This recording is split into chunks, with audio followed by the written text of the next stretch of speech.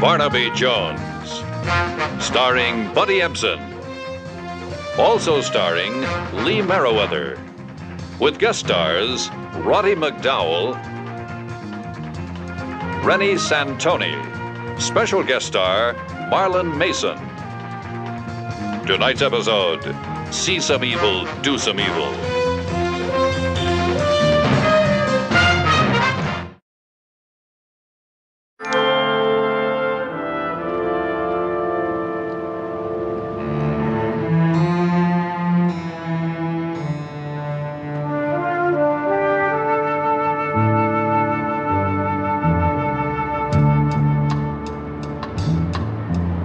Yes, it's marvelous news, darling. Everything you wanted, baby. The door's open, Mr. Jones.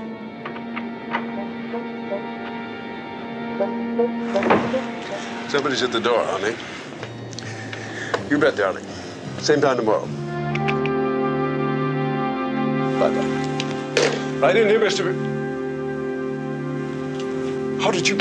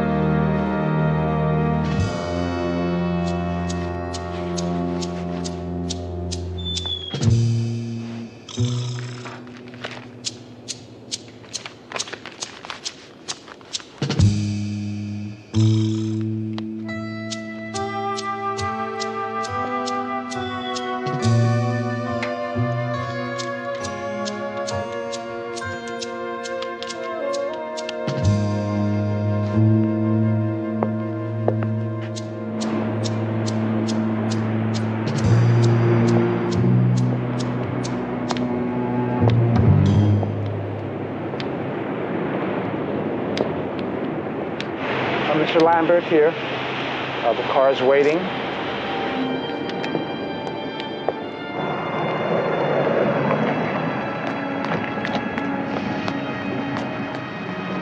Hi, Mr. Lambert. Hi. How's the action? A little light for the happy hour, but 8 o'clock's booked pretty good, Mr. Brandon said. Well, you should know. Thanks, Eddie.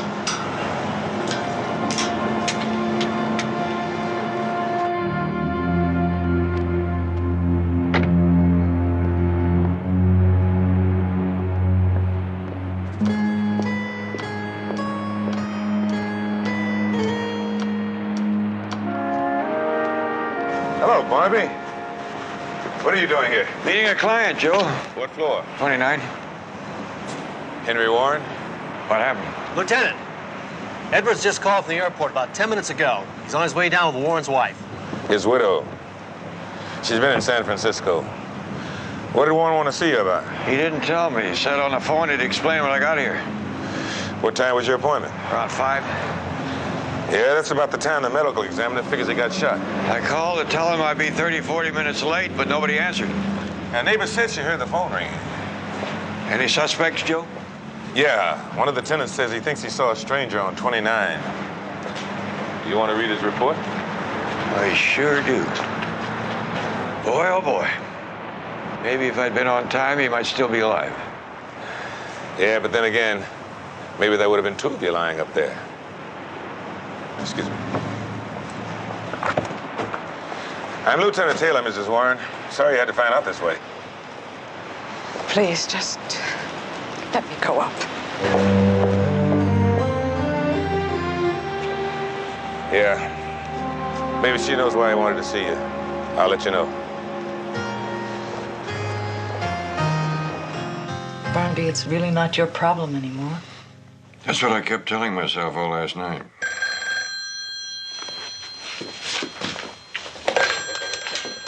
Barnaby Jones' office, may I help you? He's right here. Lieutenant Taylor. Hello, Joe? Hey, I talked to the widow. No help. She never even knew her husband called you, let alone why. Okay, Joe. Thanks for trying. The bills, advertisements, and something marked personal.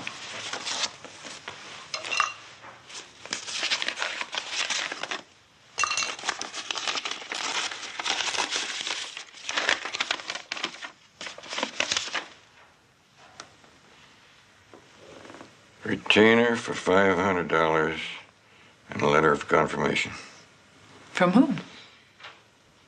Henry Warren, dated yesterday. Guess I'm still working for him. And so, reluctantly, but with the knowledge that Henry Warren richly deserves the love and respect of those of us who have been honored to know him, I solemnly lay him to his eternal rest.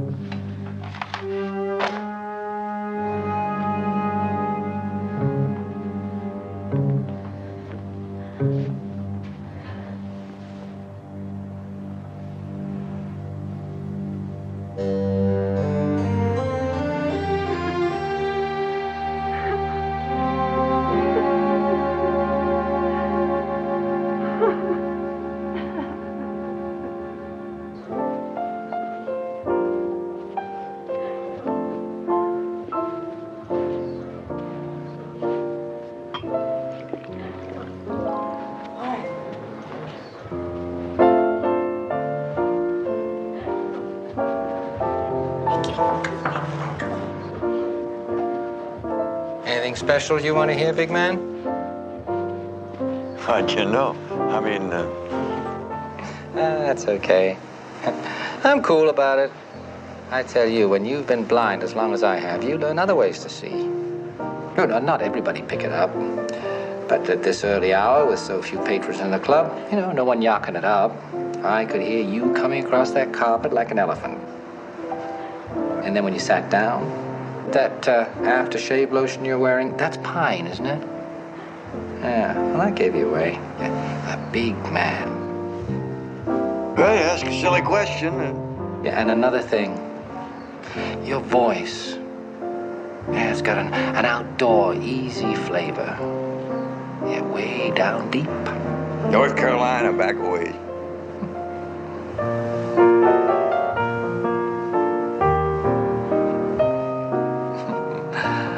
I'm a country music fan myself.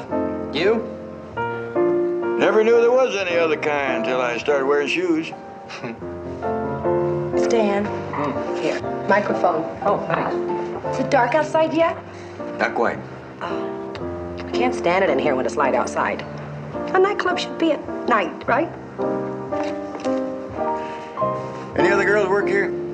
Oh, there's a bookkeeper sometimes. Oh, and Jenny. Here she comes now. That crazy perfume, I'd know it in a crowd. Sorry I'm late. It's no sweat.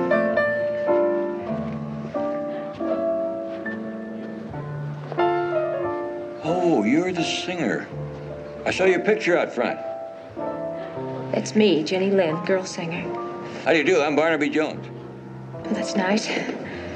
Excuse me, I'm thirsty. A double, Gloria.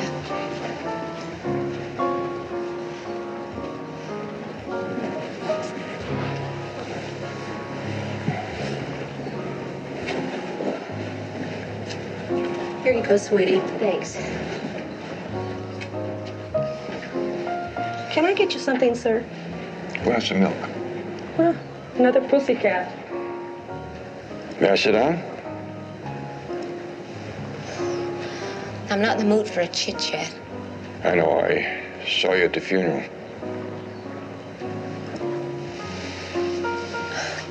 Oh, what are you into, Mr. Jones? I mean, like, what do you do?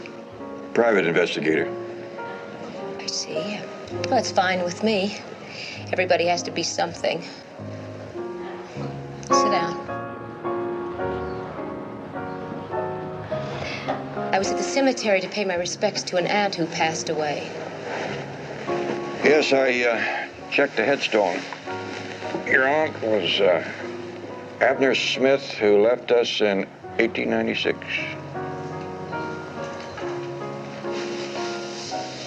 Is it a crime to attend someone's funeral? No, but obviously you did change your appearance for the funeral, and you must admit that brings up a few questions. I'm speaking of Henry Warren's funeral. All right, Mr. Jones. We were close friends. I'm not here to make judgments. Everybody does. When I met Henry, he was living alone. He never mentioned a wife or that they were separated. But he was living with his wife at the time of his death. He'd gone back to her. That's how I found out about their marriage. His wife was ill. Henry was worried.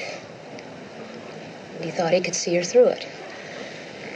And then discuss everything frankly and convince her to give him a divorce. And you went along with it? No, not at first. But then he explained why he kept it from me. He wanted to marry me. And he was afraid that I'd leave him if I knew that he was already married. So we started seeing each other secretly. Does she know about you?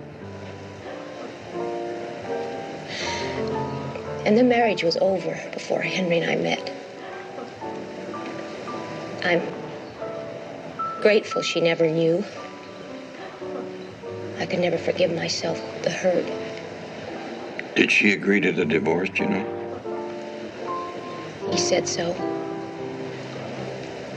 She was going to have minor surgery next week, and after she recovered, Henry and I were going to fly to Vegas. I'm on.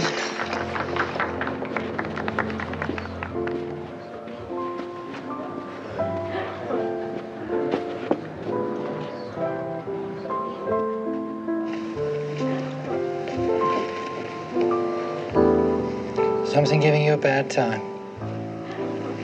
No. Let's just do it.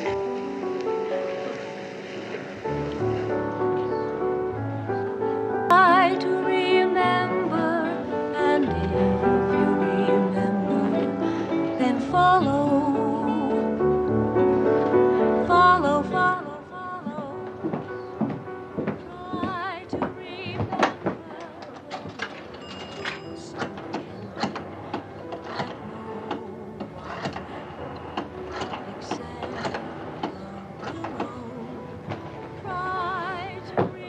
Hello, Betty. Barnaby. Any messages? Thanks.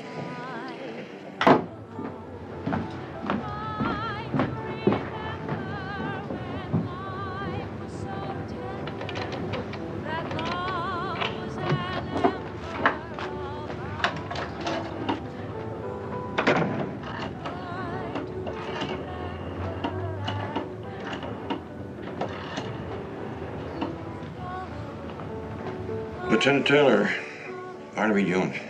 Hello, Barnaby. Heard you at the Warren funeral today. Guilty. I also heard you followed some woman away. Still guilty. So where does it fit in?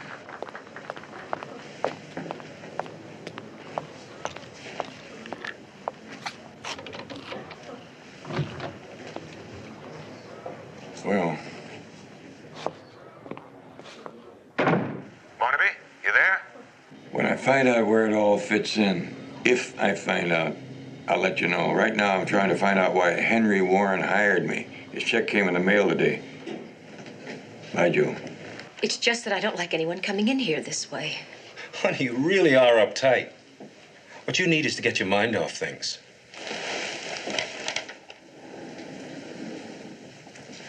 Mr. Brandon, what I need is to be left alone. I don't know if you know it, but the owners of this club run a hotel in Acapulco. The penthouse suite's always available to me whenever I want it. So if you'd like a change of scenery, I can always get a week off. You're much too generous.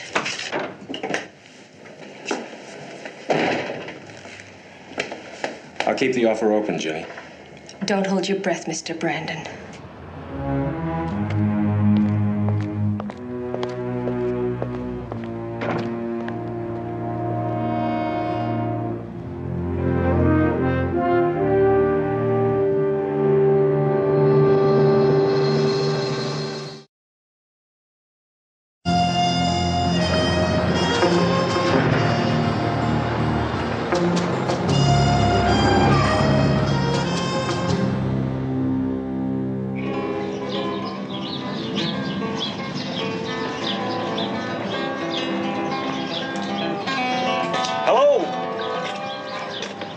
Jones, how did you know where to find me?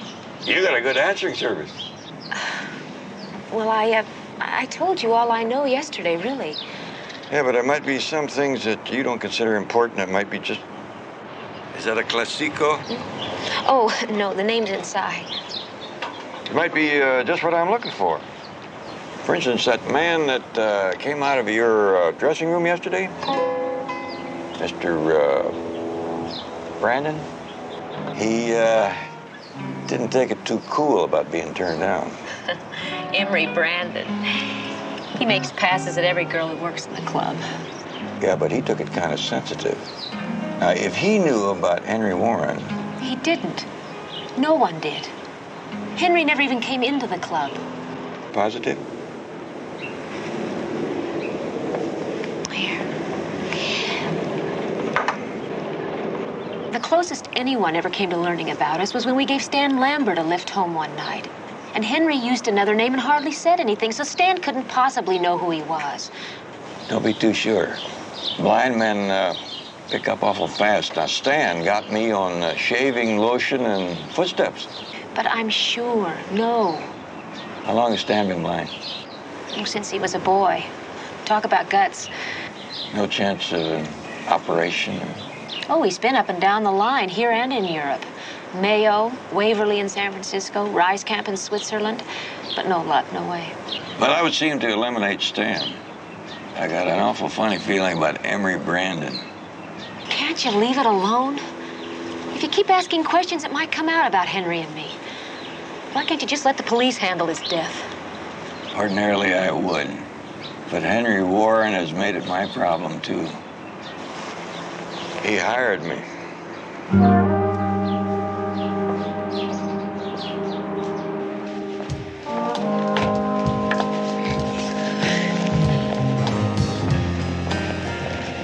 I look forward to Chip's night off. It's a nice change. I get to drive home with you.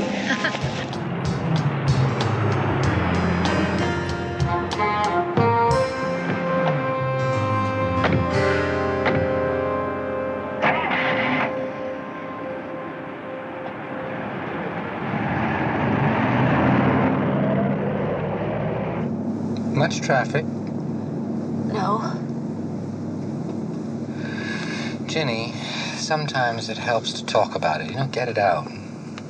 It's like you were somewhere else tonight. Oh, it was that man who was in yesterday, Barnaby Jones. Oh? What was he bugging you about? Well, Well, it all started about a year ago. I met this man, Henry Warren. He was an executive with a big oil company. Pretty successful. Well, out of sight doesn't mean out of mind. I miss you, honey. Sure. Listen, I can pick you up at midnight and we can... Oh? Well, that's okay. Maybe tomorrow night. Okay. Good night, Roxanne, baby. Roxanne, baby. I'll bet she drinks from a bottle. Well, the only reason Raquel Welch is not in my little black book is because I'm not making enough money. When are we going back into business, Stan? Blackmail is not exactly like robbing a candy store, an occupation with which I believe you were involved when I found you. Okay, Stan. So you talk better than I do. Speak. Speak better than I do. And you play piano better than I do. With my eyes closed, dear boy. Yeah, but right now your $750 a week is all that's coming in. And I'm just a gopher around here. Stan, I can't live on what you're doling out. Now, there must be a lot of Henry Warrens in the world. You know what I'm saying, Stan? Patience. I still don't understand why you'd want to kill someone who's bringing in $1,500 a month. I killed Henry Warren because he had to be killed. Stan, please. Stanley, please.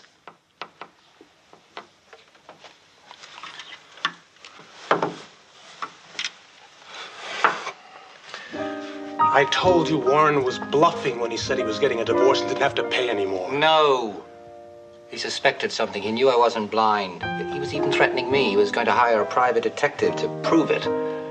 No, I'm afraid our golden goose had to go. But I think I've got another. Who? Where? What have you got on him? The blind man hears a lot. The blind man sees a lot. Emery Brandon, the manager of our cozy club.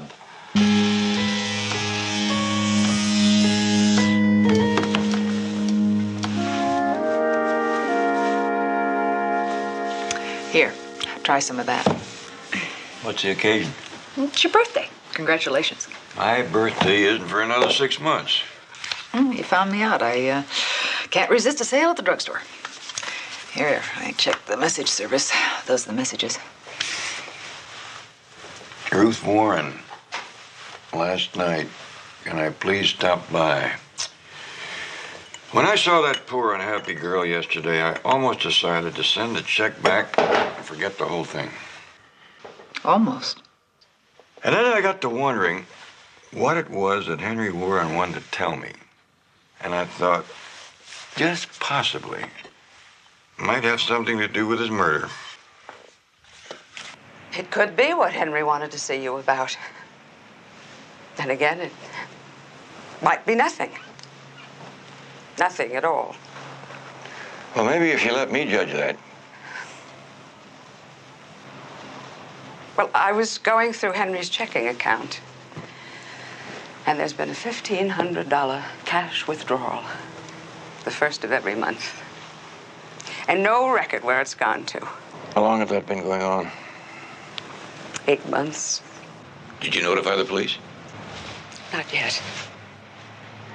Any particular reason? Privacy, I guess. So if it has to do with his murder, follow it and let the police know. But if it's another woman... Drop it. Right there. I don't want any names, times, places. I understand.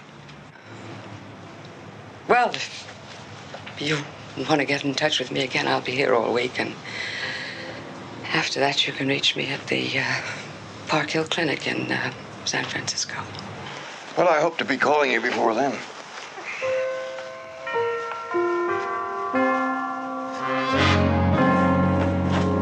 How long are you gonna take the sun? Oh, hush. A lot cooler inside, Gloria. But I like it out here. And if you have to be back to the club by 6. Oh, catch.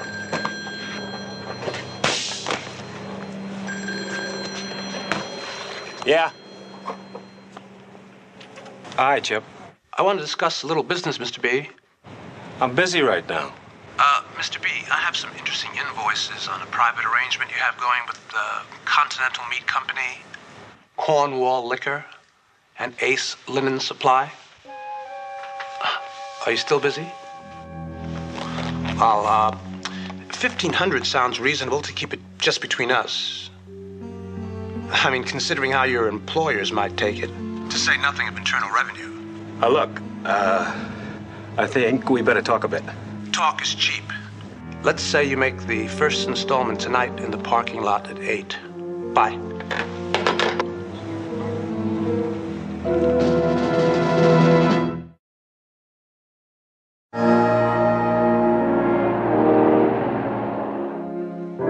Evening, Mr. Jones. Couldn't fool you, huh? Not with that shaving lotion.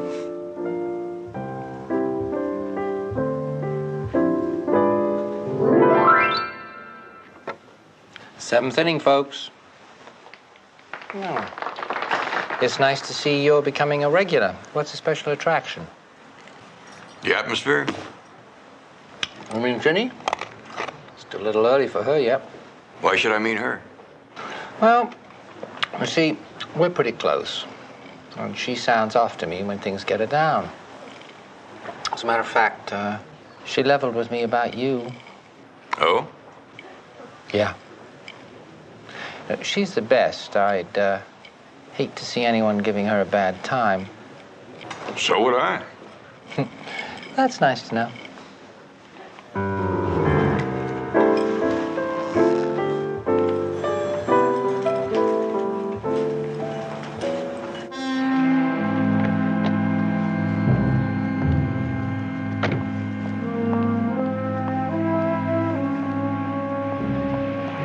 Miss, I didn't mean to startle you, but could we have a few words before you went in? What is it?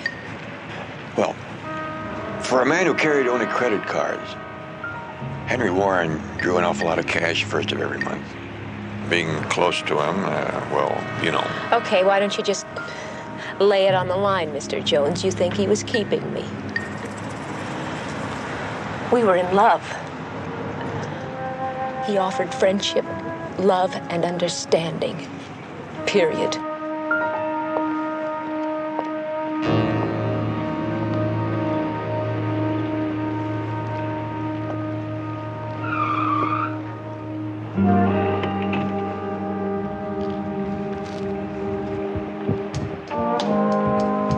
Evening, I'll park for you, Mr. Brandon. I'll leave it. I'm coming right out.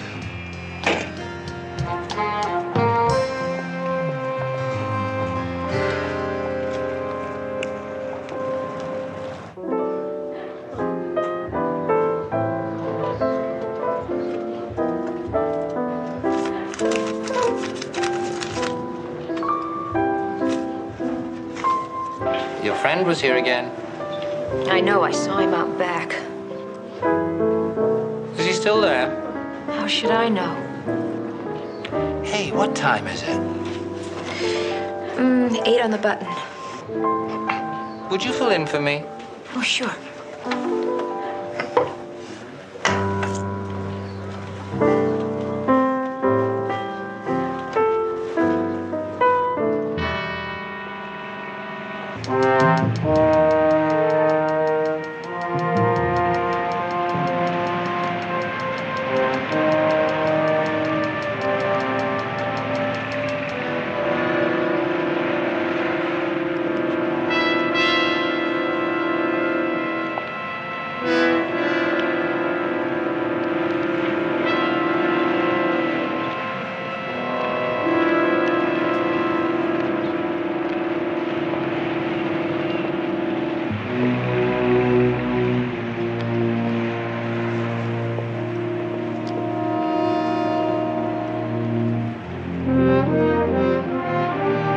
Every time I get one thing figured out, Betty, something comes along to shoot it down. Like? Stan Lambert's man, Chip, took what was either a bribe or a payoff from Brandon. Oh, all right. I'm dense. What does it mean? Maybe nothing. But Chip is at the club. There's a lot of money. Ginny's at the club. She was mixed up with Henry Warren, who had been making some sort of payments to somebody. I don't know how it all adds up.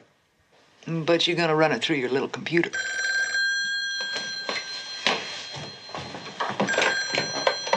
Barnaby Jones' office. May I help you? This is Mr. Lambert. Is Mr. Jones there? One moment, please. It's Stan Lambert. Hello? Mr. Jones? I've got a sort of problem. I was wondering if you could drop around to my place. Sure. How's 5 o'clock? Oh, fine. The address is 5611 Fountain. Thank you very much. Bye. Wonder what that means. Don't ask me. Ask the little computer. 2 down here in the 4th inning. The Dodgers leading the Cardinals 8-1, thanks to an 8-run second inning. They really ripped it wide open. 8 runs on 9 hits. There's a fastball and a high bouncer down to third base. Joe Torre gloves it. The throw across to first in time, and that'll do it here in the 4th. So the Cardinals now will be coming up, trailing 8-1.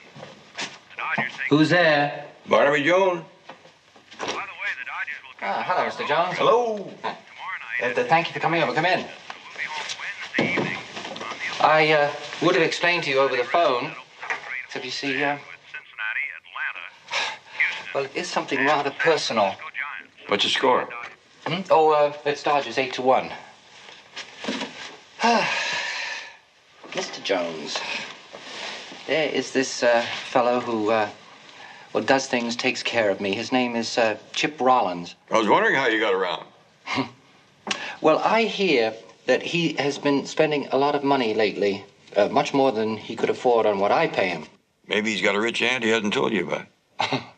No, he's got something going for him. Mr. Jones, the point is, we're close friends. At least I thought we were, and he hasn't leveled with me about this. Any indications?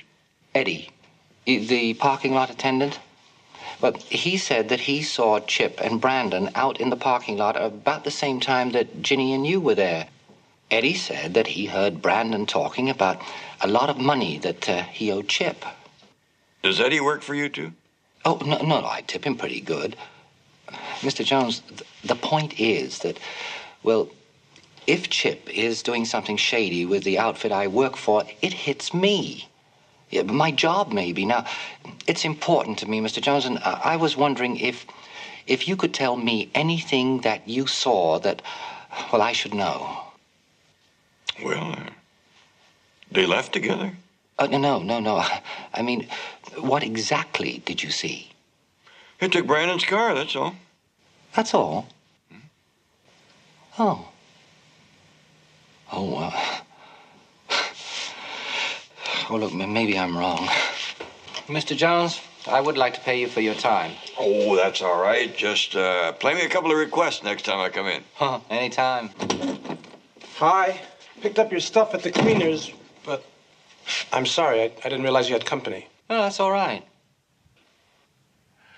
I'd like you to meet Barnaby Jones. Howdy. Pleased to meet you. Chip, what were you doing in the parking lot last night around 8 o'clock with Brandon? I better be on my way, Mr. Lambert. Oh, no, wait, please, wait a minute. I don't know what you're talking about. Don't you lie to me. You were seen. Okay. I had a little action going with him, a few baseball bets. Big bets? Okay, they were big bets. He gave me odds and he lost. You listen to me. You take 1 cent from anyone I work for from here on in, and you are through. Do you understand? All right. I didn't know it was such a big deal. I have a working relationship to protect, and I will not have you jeopardizing it. Okay.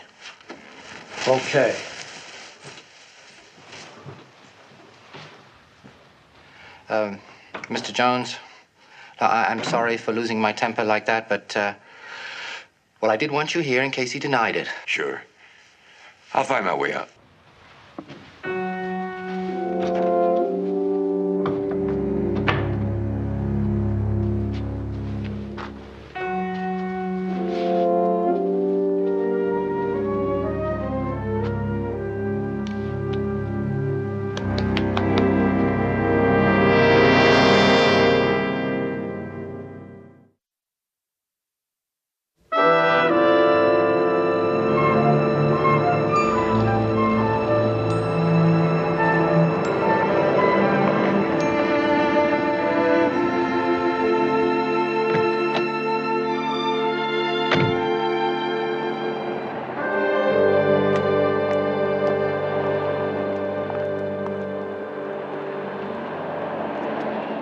Of course I remember his face.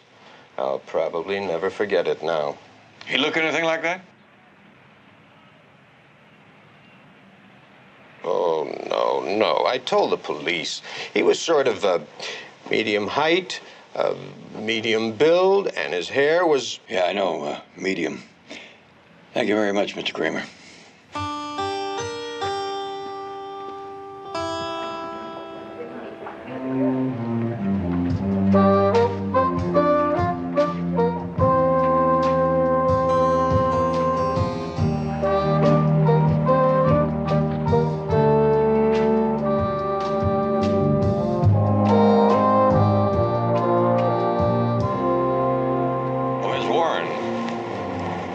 I thought you'd like to know about the money. It didn't go to a woman. Well, thank you very much, Mr. Jones. That'll make my crisis that much easier. Crisis? Oh, I know I'm over-dramatizing. I'm having a cataract removed from my eye. The doctor says there's nothing difficult about it at all. It's just that, well, anything to do with your eyes, you know. That's that clinic. The one in San Francisco? Yes. It's the best, and I'll have Dr. Waverly. He's one of the finest surgeons in the country. Henry found out about him. Did Mr. Warren ever go up there with you? Oh, yes. He investigated the place thoroughly. The clinic, the entire staff. He was like that, you know. Very precise. Well, good luck now. And I'll keep trying to find out where the money went.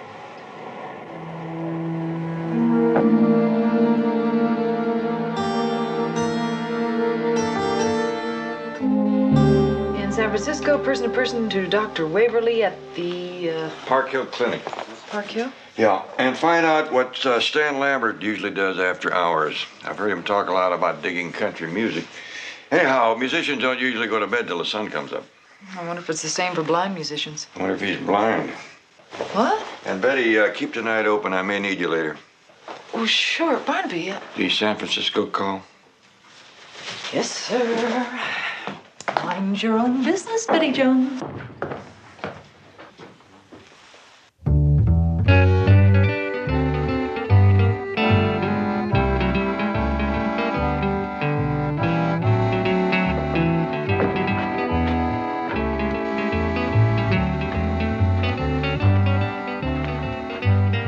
Don't let me down now, partner. Thank you.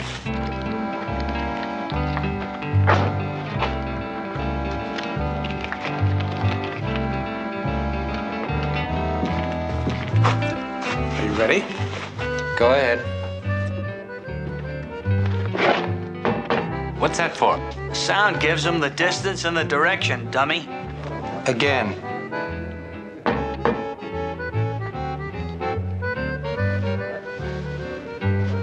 Wow. Hey. Now it's about 10 degrees too high.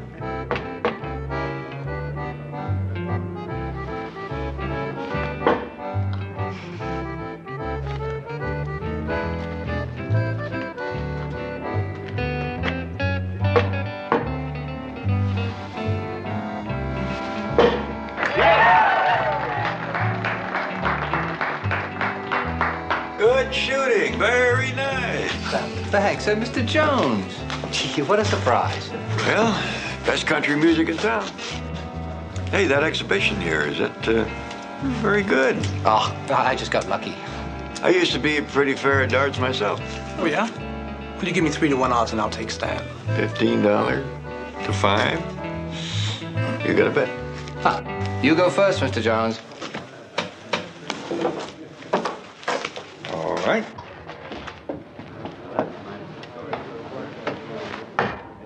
$25. 75. 125. 125. Wow, Mr. Jones, that's good. Thanks.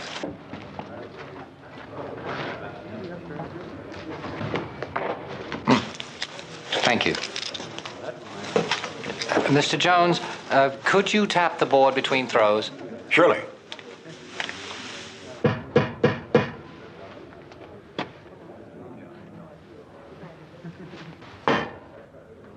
$75. Nice going.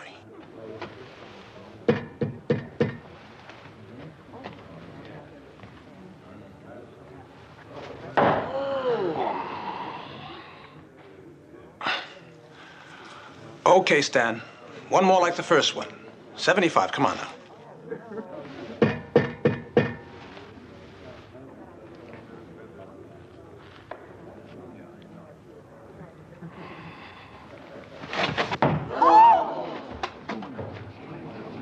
What happened?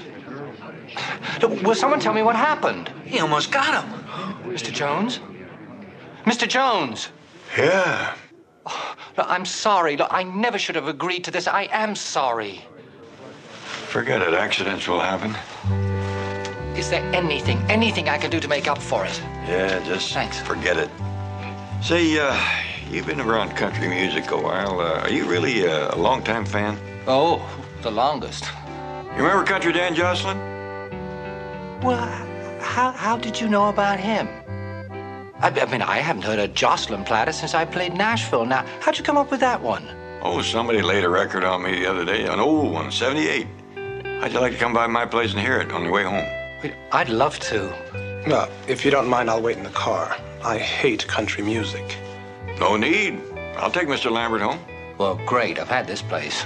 Let's go.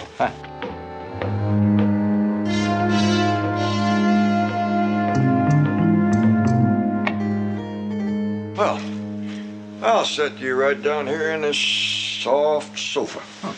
Oh. Sorry. Oh, it's okay. Whoa, that's very comfortable. Well, it's not much, but it's cozy. And my phonograph, it isn't exactly as good as that elaborate setup of yours, but the record should be right. Not here. The housekeeper must have moved it. Oh, take your time. There's no sweat. Oh, here it is.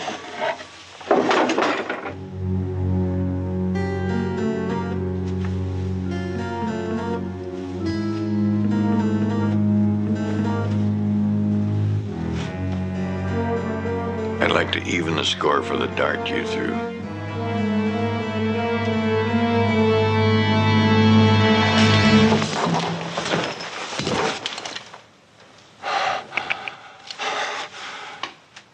Okay. So you know, sit down. How'd you find out? What difference does it make? I want to know. I put a few things together. For instance, that shaving lotion that you knew me by. I had another one on last time I was in the club, and then there was your television set in your apartment. It was warm when I leaned against it. A blind man doesn't normally look at television. That's no proof. What made you close in tonight? Same reason Henry Warren got suspicious. Dr. Waverly and his Park Hill clinic. Ruth Warren put me onto that. Her husband only knew that he had operated on a musician from Los Angeles. I guess he wanted to prove that you really could see. I made one call and found out that Dr. Waverly had operated on you 2 years ago in Switzerland.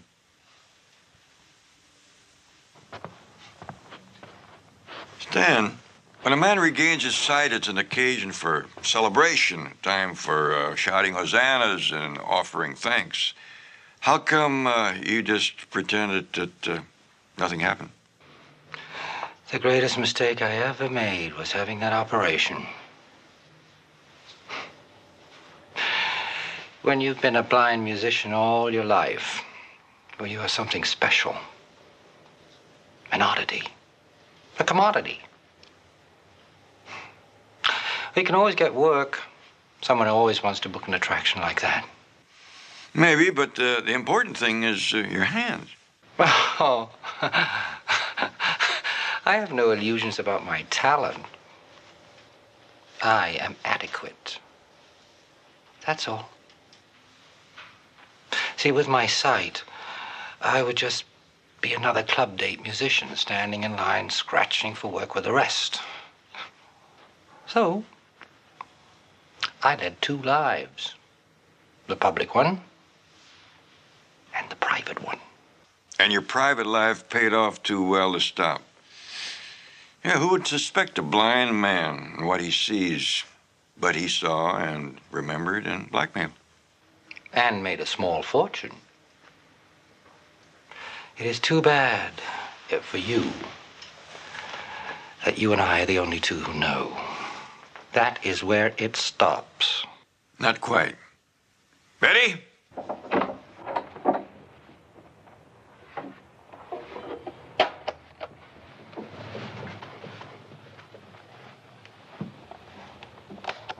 See, with my sight, I would just be another club date musician standing in line scratching I'll take that. with the rest. Mr. Lambert, that gun isn't loaded.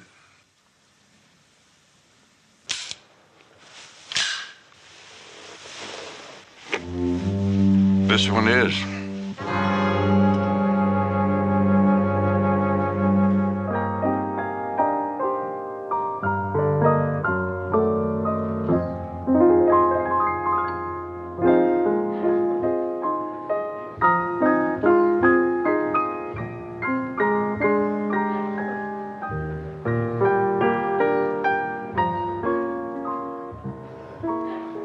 Oh, no, please sit down. Gloria said you wanted to say goodbye. You knew a company's gonna work out okay? Well, maybe Stan was better, but I doubt if this one steals, blackmails, bribes, and murders. That's something. You're something, too. Thanks. I should hang in there, huh?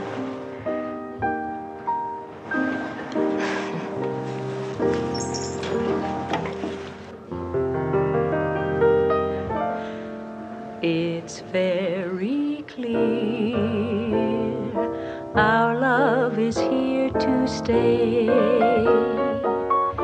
not for a year, but ever and a day. The radio and the telephone and the movies that we know may just be passing fancies, and in time may go. But oh, my dear, our love is here to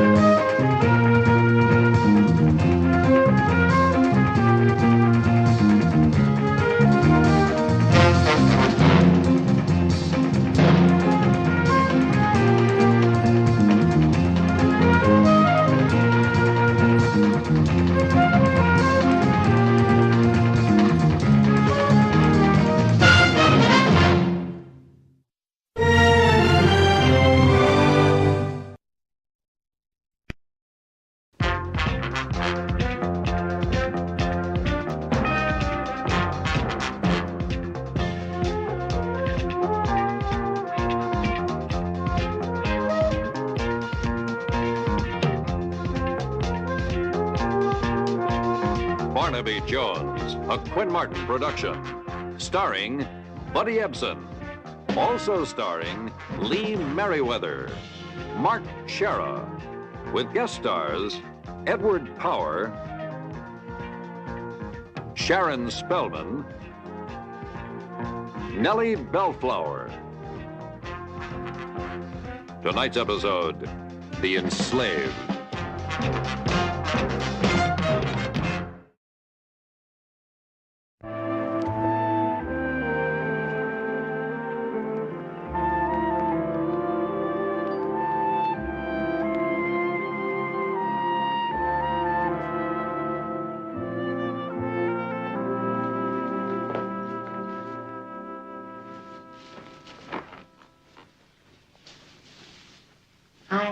Hi. So, finally breaking out of this glorified drug tank, huh? It was a tough fight, Mom, but I won. Look, they haven't been that steady since I first started drinking water with vodka ice cubes. Wait a sec. Didn't you talk to the nurse about those pills like I told you to? Come on, Jane, you're not going to start that again, are you? Harriet, this is no joke. I'm in this place because I'm what's known as a prescription junkie. I blew my mind on uppers like these. I know these little babies inside out. Don't be so dreary. Of course I checked. It's exactly what Dr. Bainbridge ordered for me. High-potency vitamins. What? Is that what Miss Banks told you? Well, she's the head nurse. She should know. I'll be right back.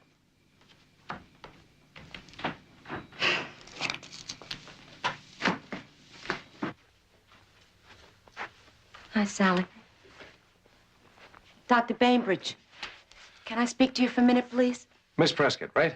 General ward patient, Doctor. Detoxification. What can I do for you? It's about this.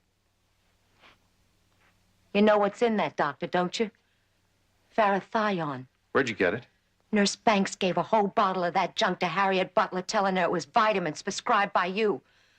I mean, it's unbelievable. What's going on in this private wing of yours? Sally, would you ask the head nurse to come in here, please?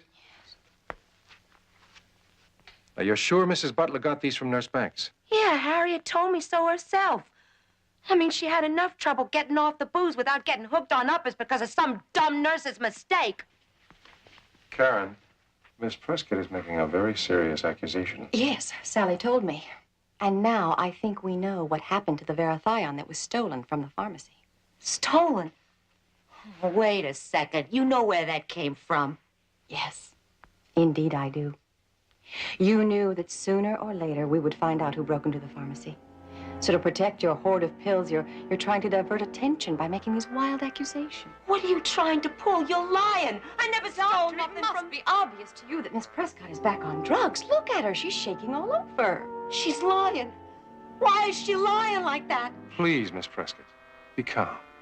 You came here as a reasonable lady to seek help, so let us help you. Where are the pills? Oh, my God. First, I think it might be a good idea if you had a little rest. It's Harriet. Sally, would you escort Miss Prescott back to the general ward? No! Somebody's got to warn Harriet!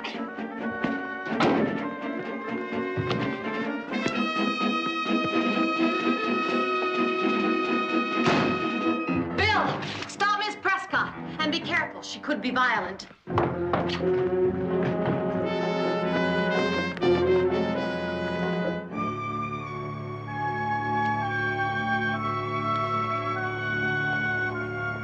Miss Banks, Sally, down there. Come on, Bill. You're with me.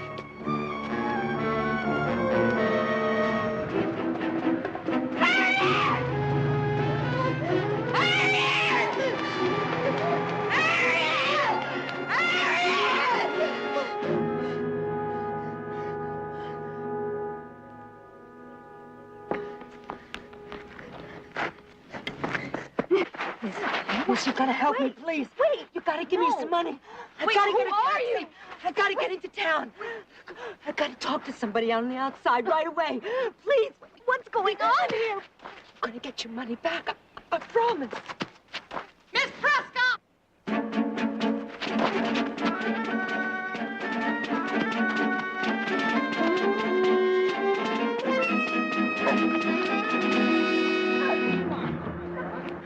Let me get out of here.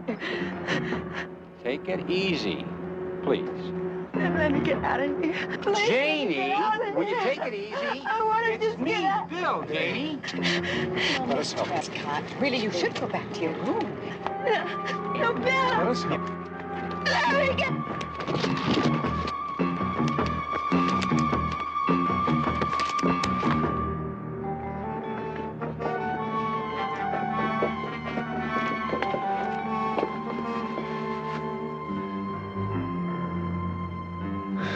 My God, she's dead.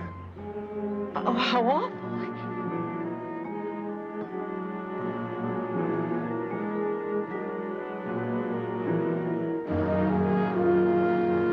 Marilyn, look, I'm sure that it's gonna be a terrific party, you know, but I can't make any promises about being there. This kid is a real bow wow and she won't give up. You see, there's this big case I'm working on, you know, it's very hush-hush. Yes. Right, that's right. And I'm the key man in this operation, you see, so I've got to be on call, you know, 24 hours a day. 24 hours a day? Barnaby. Tough being that indispensable, wouldn't you say, Betty? Lose a lot of sleep that way. Call you back, Marilyn.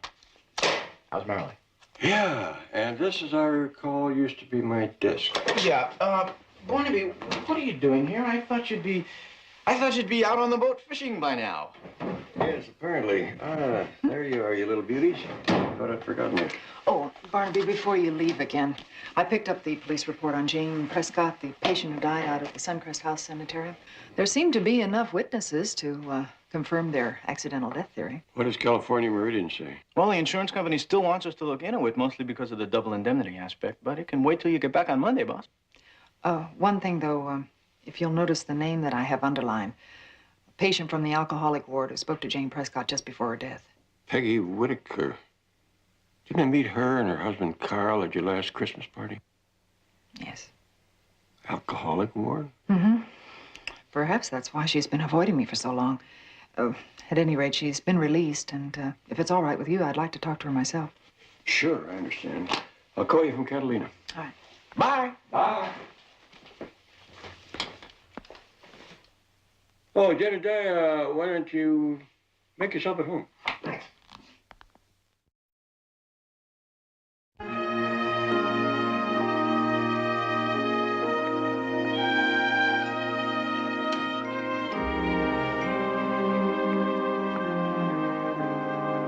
There's no stigma attached to having a glass in your hand almost any time of the day or night. Finally, Peg couldn't control it anymore. It got worse and worse. Until she ended up at Suncrest House. We called it sudden trips to Europe. I don't know. There's something wrong about their methods. Peg has already had herself admitted twice this year. Twice? Well, she's been back, what, 4 days? How is she now? For the first couple of days, she was doing fine. And now? Oh, Carl. Couldn't she go somewhere else? Get some kind of, a different kind of treatment? I've been down that road, and believe me, it's bumpy. She seems to panic every time I mention another doctor. Accuses me of worrying more about the money Suncrest costs than about her health. My God, I've spent almost $10,000 each time, and I haven't said a word about it. 10,000? And that's per month. At the very end, very exclusive private wing, plus extras. Hi, stranger. Oh, Peg. Oh, it has been much too long. Oh, I know. Did Big Mouth over there tell you everything? How about giving Big Mouth a kiss? Hi, sweetheart. So, now you know. Peg, sisters couldn't have been any closer than we were. You could have told me. Oh, I know, but it's all over now, and I'm feeling just like my old self again, so let's just not talk about it, all right? All right. Except I'm sure Carl told you that I'm looking into the death of that patient at Suncrest House. Margaret? I don't know what I can tell you that I haven't already told the police, Bets. Well, just for my benefit, honey. You told the police that she was desperate to get into town, that she wanted to see someone there. Do you have any idea who that was or what she had to tell? Just hysterics, that's all. From what we know now, she had a serious drug problem. Margaret, what the devil are you doing? I really don't know who to listen to anymore, Mr. Whitaker. Really, I don't. Just one little drink won't hurt, Carl. We have to celebrate seeing Bets again, don't we?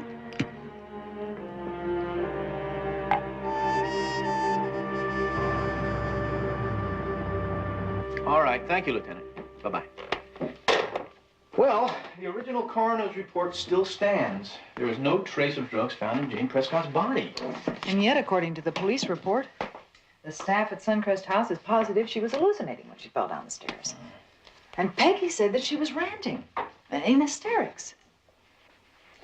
Well, people do get hysterical, and not always from drugs. Obviously, something frightened this girl, and she wanted out. Yes, to tell something to someone. But what? I got it. Barnaby Jones Investigations. Mm-hmm, she's right here. Carl Whitaker. Oh. Yes, Carl. What is it? I'm at the end of my rope, Betty. I just don't know what to do anymore. Is it Peg? I put my foot down. I said no more drinking, and I broke every bottle in the house. Carl, what about Peg? Is she all right? She just looked at me with that funny look of hers, and she said, all right, if you can't make me happy, I'll go back to where they do make me happy. Betty, she's gone back to that place. She's gone back to Suncrest House? It's more than just liquor. I mean, it's like they've got her hooked on something. Betty, you've got to help her. All right, Carl. I'll go out there and see what I can do. Please, don't worry. Bye-bye. Well, I know it's a little late to go visiting in a hospital, but if you want, I'll give you a lift. Oh, thanks, JR. I think I'll go out there tomorrow. And I think I had better go alone. Now, wait a minute. If you're thinking what I think you're thinking... JR, we need answers. Going in as a patient is the only way. Come on, Betty. You can't just walk in there and say I'm an alcoholic. Give me a bed. They're going to spot you as a phony right away. Not if we set it up right.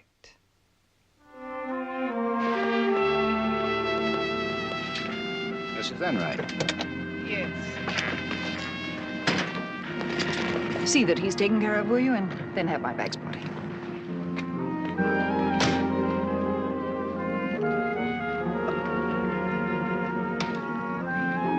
Really, Mrs. Fellows, I'm becoming rather bored with all these questions. If it's a matter of whether or not I can afford this place, please call my business manager, Jedediah Jones. His number's right there. I know how it must sound, Mrs. Enright, but most of this information is mainly for the psychological profile. Let's see. Since the death of Mr. Enright, lives most of the year in Nice. Also maintains a home in Palm Beach and Aspen. There. I believe we've got it all. Oh, well, that's good. Now you can either give me a place to lie down or a bottle of scotch. Frank, I'm telling you, if we let Lou play to an 8 handicap, I might as well pay off that bet before the first hole. Come on. Yeah, sure. I'll see you one Sunday morning. Goodbye. Mrs. Enright apparently doesn't use drugs. Yeah, but look at the level of alcohol in her blood. It's pretty high for 10 o'clock in the morning. I'd say that, along with her bank references, makes her a perfect candidate for the private wing. All right. But I'm still going to have Arlen make a check on her. Is Suite 3 available? Mm-hmm. Here we are. You're home away from home. We've tried to make everything as non-hospital-like as possible. Well, that's very nice. Why don't you relax for the rest of the day? In the morning, Dr. Bainbridge will explain our program to you. And this vitamin supplement is a very important part of the program.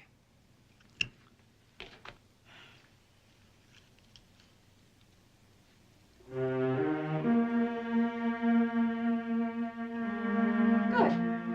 In a very little while, you'll feel much better.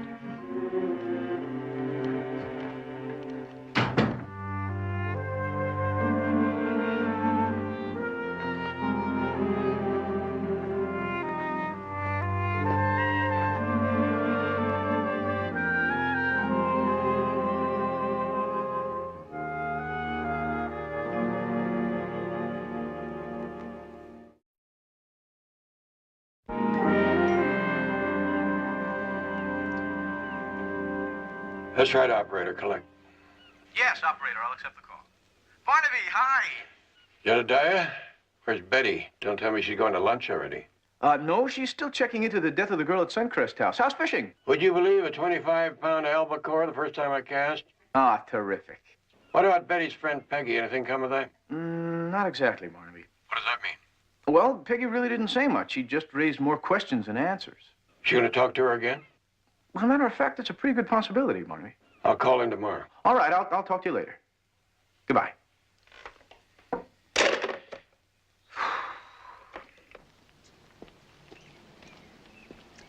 Have a hello for an old friend? Bets, what are you doing here? I know. Did Carl send you? Well, in a way, yes. He's very worried about you, Peg. So am I. Are you all right? Ah, Bets, it's awful. For some crazy reason, this seems to be the only place that I ever feel all right. Well, since I started having my drinking problem.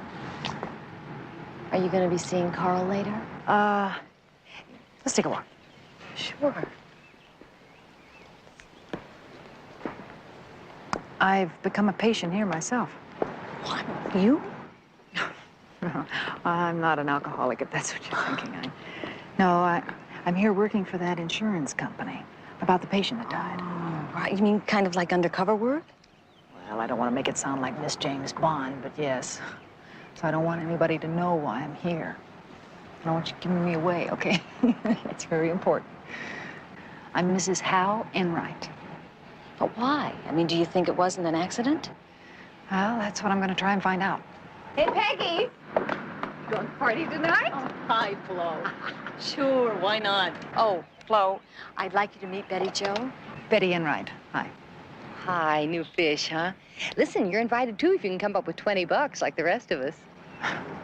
Well, I might if I knew what kind of party I was getting myself into. Well, listen, Peg, you explain it, okay? I got a date to keep at the watering hole. I'll catch you later.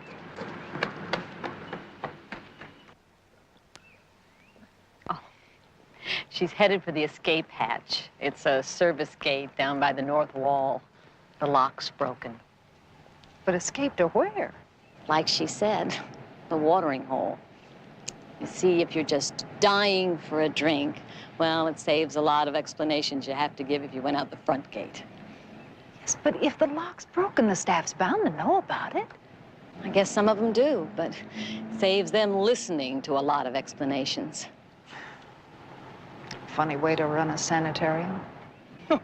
If you think that's funny, wait till the party and you see who the guest of honor usually is.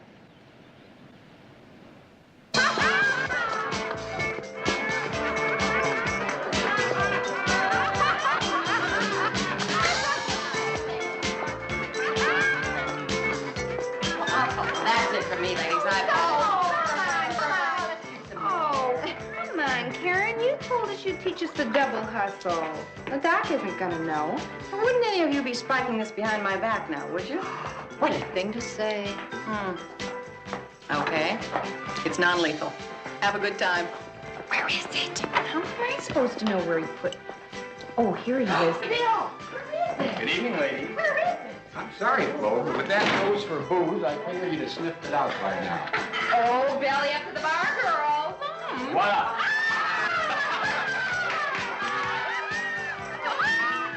Oh, terrific. You're... Oh, Bill, I knew we could count on you.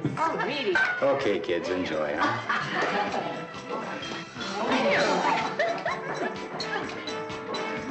Come on, Betty. You paid your share. Have some. No, thanks. Perhaps later. Does this sort of thing go on often? Mm-hmm. That's why the private wing is so popular. Good grief. Okay, girls, follow me. No, you got it all wrong. Don't use your feet.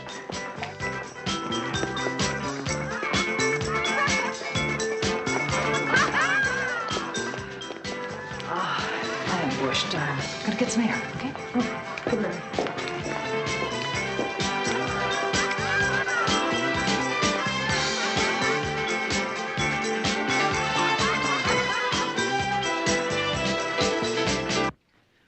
Excuse me. I'd like to write some business notes to some of my associates. I don't have any stationery. Sure. Thank you. I gather you didn't care for the party. Well, I have a bit of a splitting headache. Well, the head nurse thinks it's good for the patients to blow off steam every once in a while. Oh, thank you. Mrs. Hopkins again. Excuse me.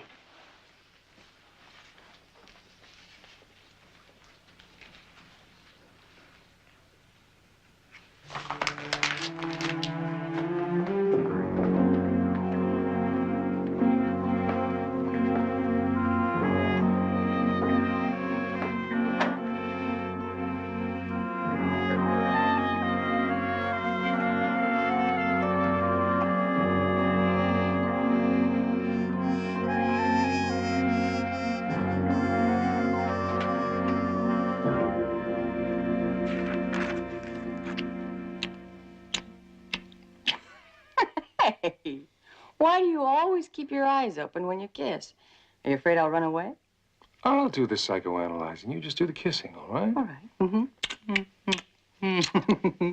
Another drink? Mm-hmm. How are the ladies at our other little party doing? Was Bill able to find a nice California weight for them? Yeah. You're so cool. Doesn't it ever bother you what we do to these women? Is that an academic question or an attack of conscience? You know that we cure most of our patients. The few rich ones that we hook, we let off the hook eventually. Oh, don't mind me. This Jane Prescott thing has got me a little upset. We're going to be just fine, so long as we continue to be careful. Which reminds me, did the report from Mrs. Enright come back yet? This afternoon. It's in the administration office. I want to take a look at that right now.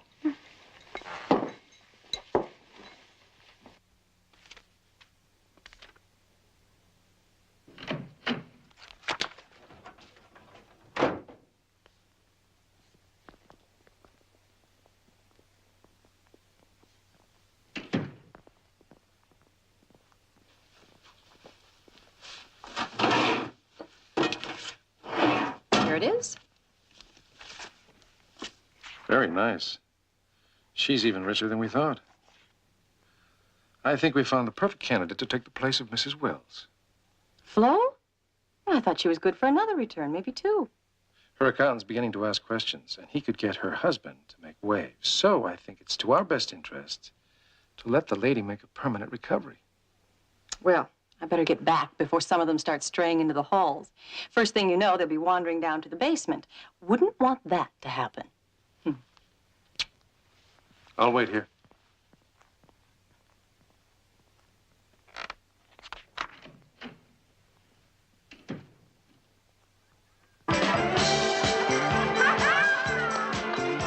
All right, girls, hate to break it up, but let's go. Bedtime. Oh, come on now, Karen. It isn't even 11 o'clock yet. How about just another half hour? Move it.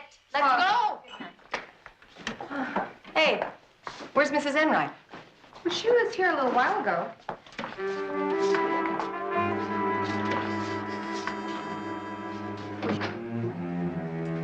Betty Enright seems to be missing.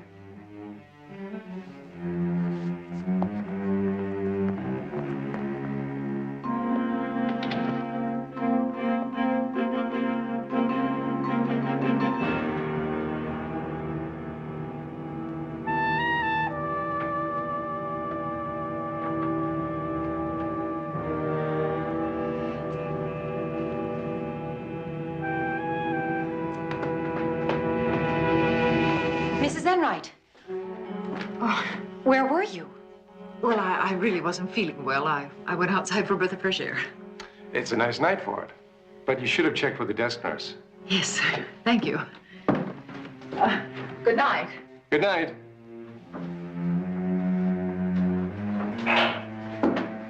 Beth? Beth? Oh, I thought I heard you. Are you all right? Yes, thanks a lot, Peg. Good night. Good night. Peg. Bets? Yes. It sounds like they're old friends, doesn't it?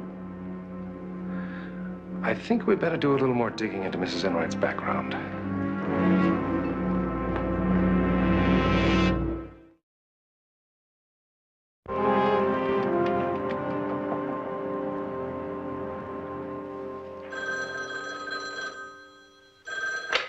Barnaby Jones Investigations. Hi, JR. It's me. Betty, just tell me one thing. Are you okay? I'm fine, really.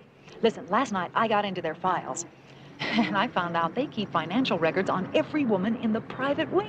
It seems they're mainly interested in those who can afford to keep coming back. Coming back? Well, how do they make patients do that? I gather they found some way of manipulating certain ones.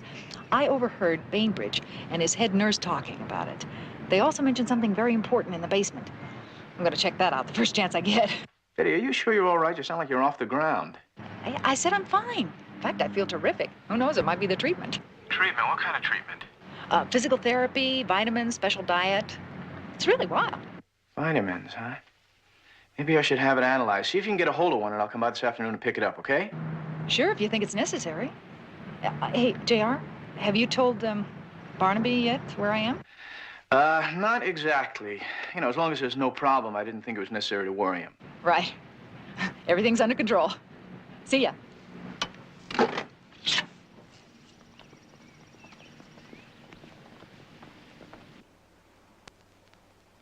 Mrs. Whitaker, please come in. Sit down. Be comfortable. Thank you. Is anything wrong? No. You're doing wonderfully well. Well, I tried. Actually, the reason we asked you to come over here was so that Karen and I could take you into our confidence. It's about one of the other patients, Mrs. Enright. Mrs. Enright? Betty Enright. Oh, yes.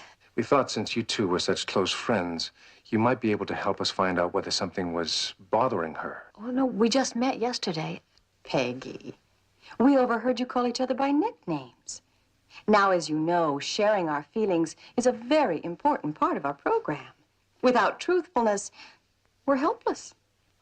Yes, well, it is true that we were friends, but until yesterday, we hadn't seen each other in a long time. Was that before or after the death of her husband, Paul? After. But his name was Hal. Oh, yes, of course. Paul Arnold was his partner in an insurance company, wasn't it? Well, I never really knew what business he was in. Peggy, I'm curious.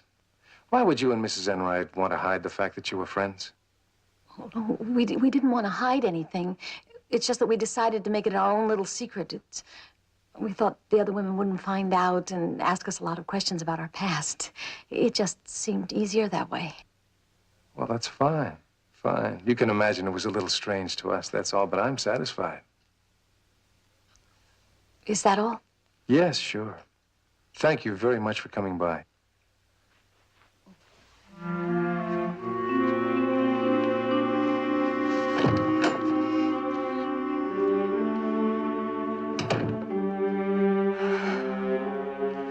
She gave the right name for Mrs. Enright's husband. Mm-hmm. Still, it's obvious that Peggy is not being completely honest. Yes, come in. Hello, how you feeling? Fine. Oh, so soon? I'm afraid so. Well, why don't you just leave it over there? I'll take it later, hmm? Hey, you know the rules. All righty. Mother will be a good girl.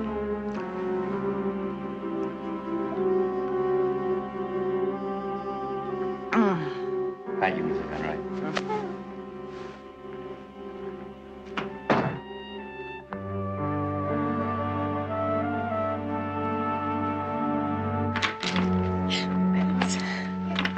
Oh, Beth, they're asking questions. Something's wrong. Who's asking questions? Dr. Bainbridge and Nurse Banks about us. Do they know we're friends or what? Oh, they seem to know, but that's all they know. Look, Beth, you've got to tell me what's going on. Honey, I really don't know myself, except that I've heard them talking and I've seen their files. But I am pretty sure that Jane Prescott's death is somehow tied into the reason that you and some of these other gals keep coming back here. Oh, we keep coming back here because we need help. Oh, Beth, look, you know I love my home and I love Carl. But every time I go home, my nerves just seem to give out. And I have to come back here. Oh, Beth, I'm so frightened. You're gonna beat this thing. I know you are. I'm not. I can't. Not without Bainbridge. I just can't. Peg, listen to me. You have got to play along with me just a little while longer until I find out what's really going on here. I promise you this. No matter what happens, you are going to be all right. You'll be all right.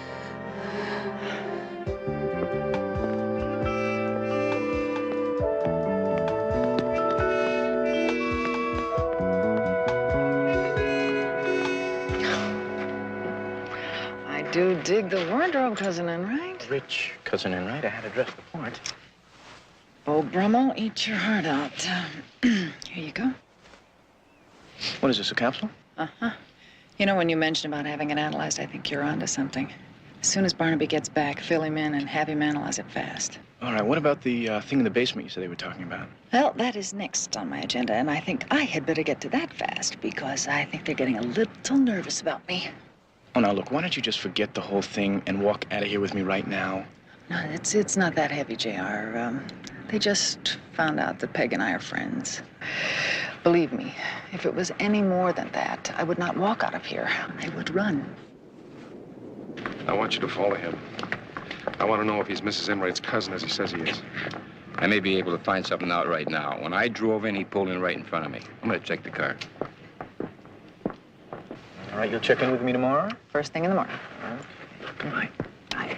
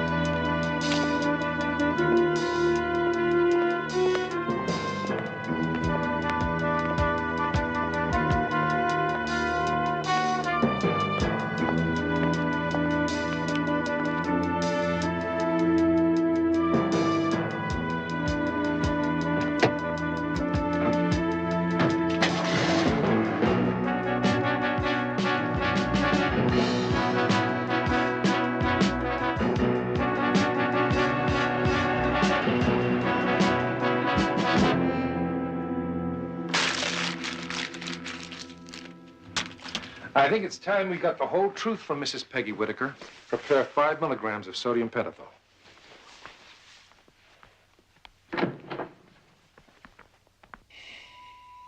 Yes.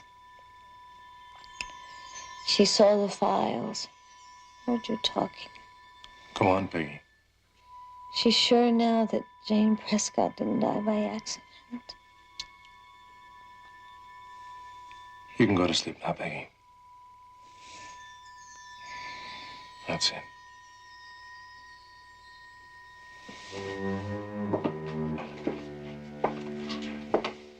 I think Miss Betty Jones knows too much.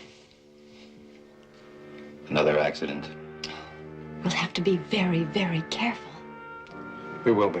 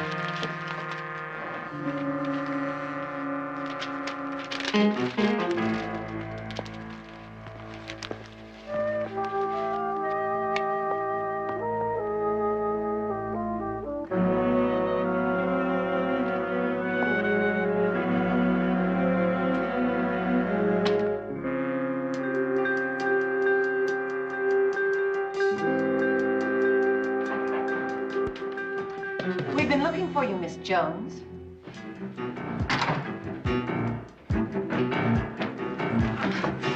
Nighttime walks can be dangerous, Mrs. Enright. Let me go! Let me go! Let me go! Let me go! What is it, Doctor? Oh, I'll prepare a sedative. How many times do I have to tell you to keep a closer watch on high-risk patients? Isn't what happened to Jane Prescott enough? I'm sorry, Doctor. It all happened so suddenly. Diprobenzine, Doctor, 25 cc's. Here, this your tranquilizer until morning.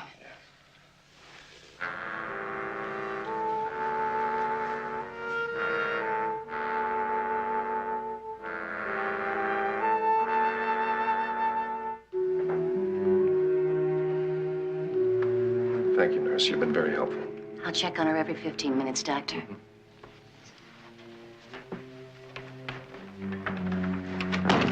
She knows it all. We'll wait until morning. Why not right now? We can't take any chances. Judging by the amount of tranquilizer that Sally just gave her, there's no way that Miss Jones could have gotten out of bed, OD'd on those pills. No, we'll wait until tomorrow morning.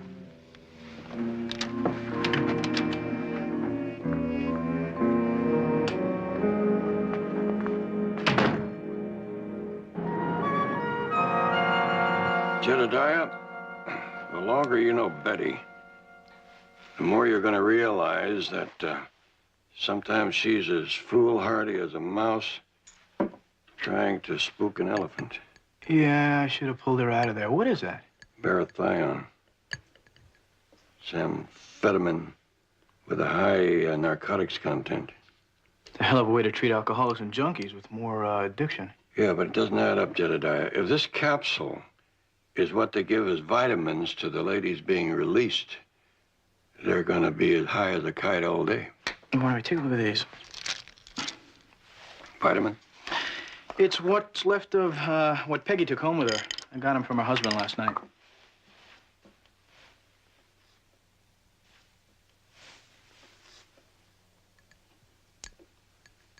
Well, what do you know? Barathion? There are traces, but I would say that it's mostly a harmless sugar substance. Probably disaccharide. Well, that's it then. That's how he works it. Bainbridge takes these women and dries them out and then gets them hooked on Barathion. Then he sends them home still hooked, but with these placebo capsules designed to keep them wanting more. And then when they feel miserable enough, they go back to booze. Back to Suncrest, which is probably what Jane Prescott found out. I think we should get over there.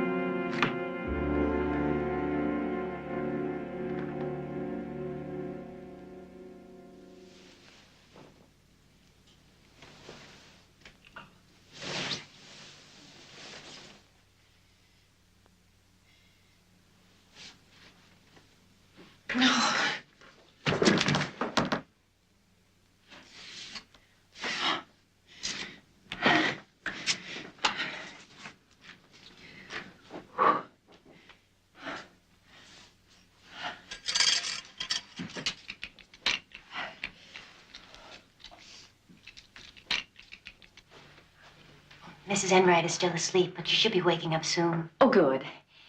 Why don't you pack it in, Sally? The next shift will be checking in any minute anyway. Oh, thanks. It's been a long night.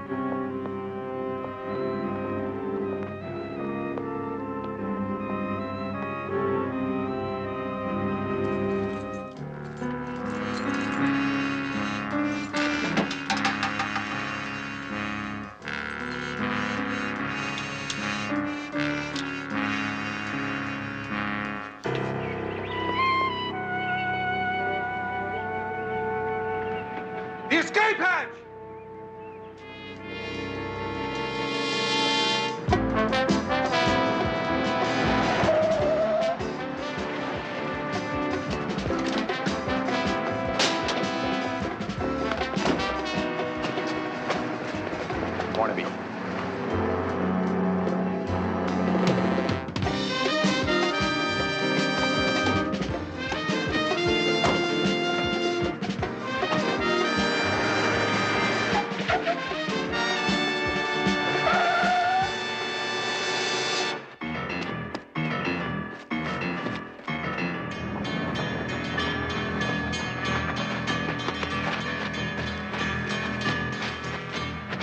Circle around that way. Up there.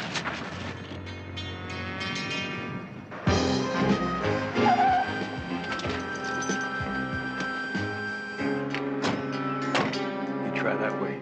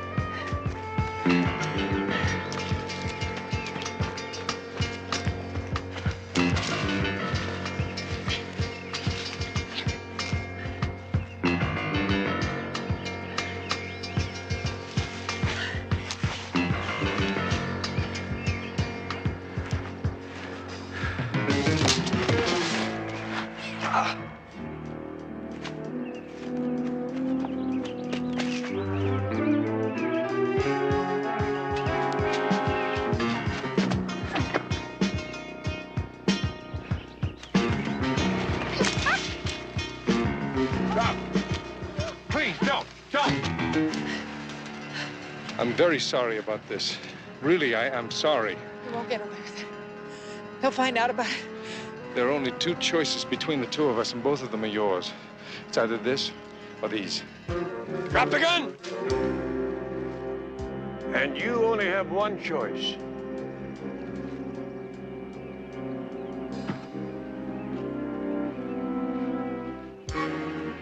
Barnaby!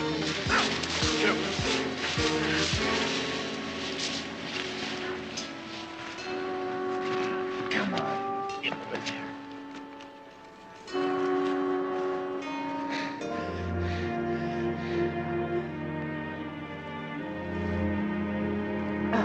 And how was your day? Just, well, it was just wonderful.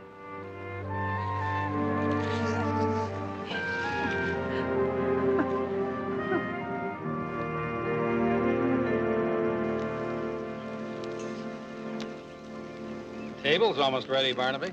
Take up on your bell, little Carl. Some things just can't be pushed. Harvey, are you sure you don't want me to help you? No. It was tough enough catching these fish. I'm not going to let some amateur ruin them. Maybe you need a little help eating it, huh, boss? Get out of there. You're just the kind of a guy that would use his whole hand on a wall to see if the paint's dry. Well, is everybody having a good time? Oh, no. Oh, Mrs. Whittaker. Now, I have to toast our friends, don't I? Peg. To Betty, to Barnaby, and J.R. Thank you.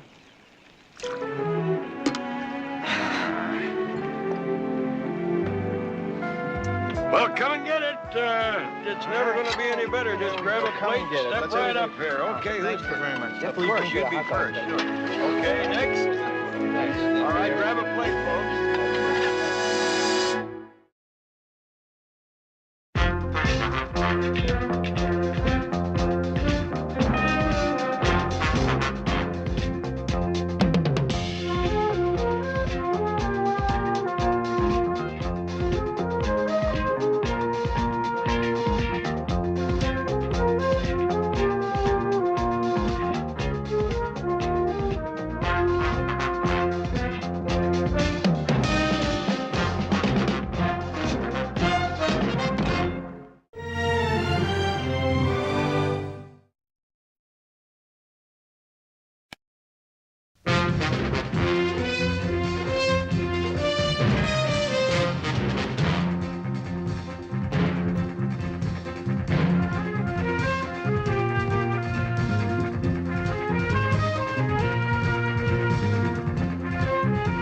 Barnaby Jones, starring Buddy Ebsen. Also starring Lee Meriwether, with guest stars Susan Clark, Roger Perry, Lyndon Childs, special guest star John Vernon. Tonight's episode, Woman in the Shadows.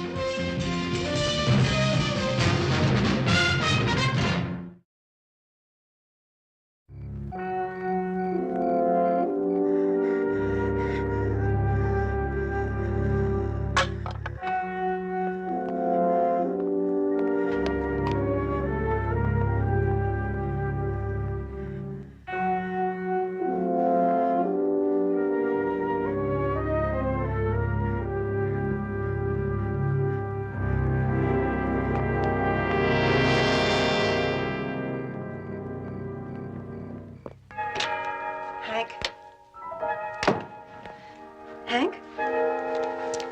Hank! Wake up. Oh, hi, Gran. It's Lila Evanston. I think she's dying. Oh, no. Not now. Listen to me. I think she's dying. All right. Hurry. Stat epinephrine. Resuscitator.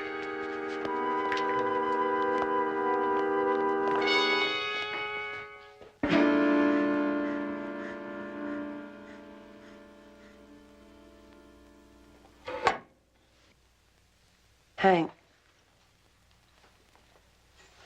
Hank. You did the best you could. I killed her. Anaphylactic shock. I shouldn't have used the experimental matrix in her reconstruction.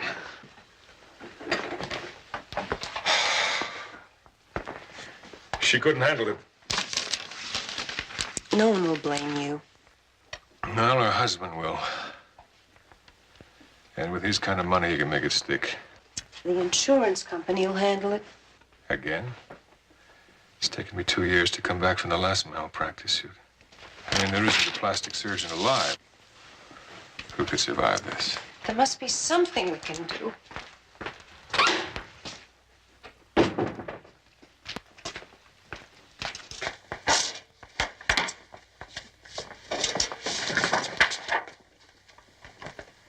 Maybe there is.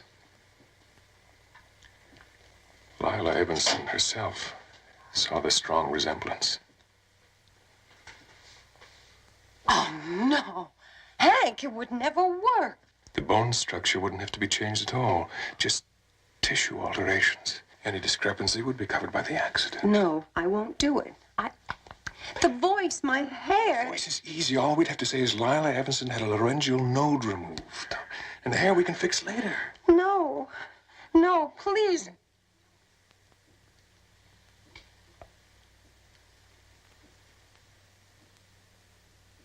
I'd owe my life to you. If you loved me. If you really loved me.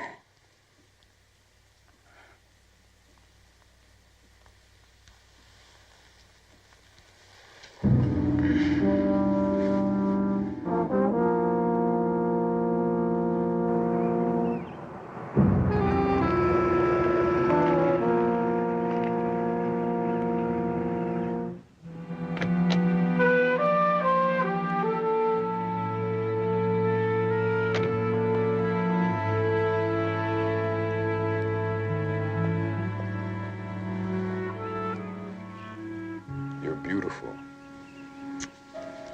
Are you ready? What if something goes wrong? Look, we've been through all this. These last few weeks, you've learned more about Lila Evanston than her husband knew all the time they were married. But sooner or later, he's got to know. No. Her face was nearly destroyed in the accident. All you have to do is play it smart. He was her husband. John and Lila haven't been close for years. Come on.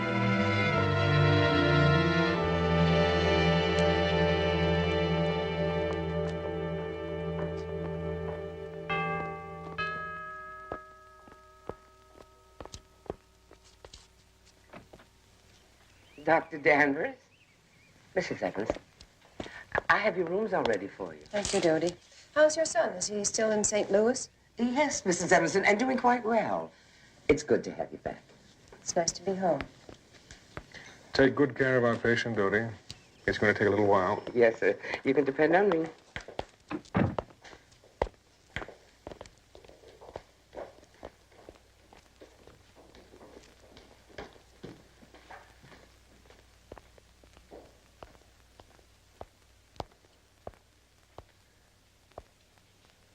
Lila? I wasn't expecting you back today. I wish you told me. I was just on my way to London. I wanted to be back before they released you from the hospital. I thought you might enjoy the surprise. That's all right, John. I need rest anyway. Are you sure it's okay? Yes.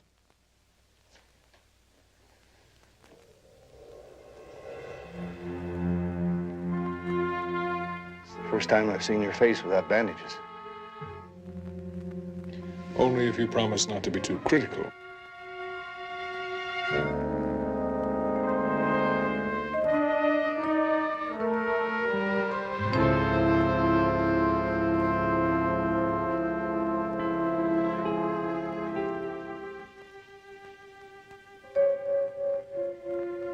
You're a magician, Hank. You've really outdone yourself this time. Wait till you see the bill. How's the arm? It's getting along nicely, and I'm glad you're home, Lila. It's nice to be home. Well, on plane. Goodbye. Goodbye, Hank. Goodbye.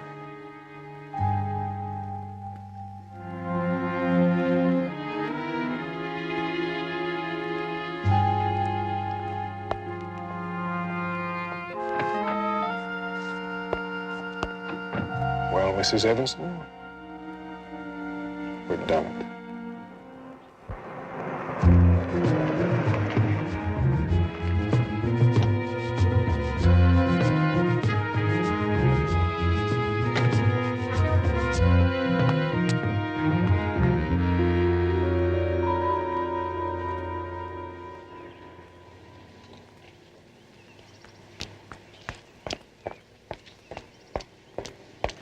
Mrs. Evanson, the doctor said you were to stay out of the sun. Oh, yeah. Can I do that? Sure. Oh, before I forget, Jimmy called. He says he's holding 3 o'clock open for you this afternoon. Jimmy? Mr. Collin. He says no one's to see you till he does your hair. Oh. Excuse me.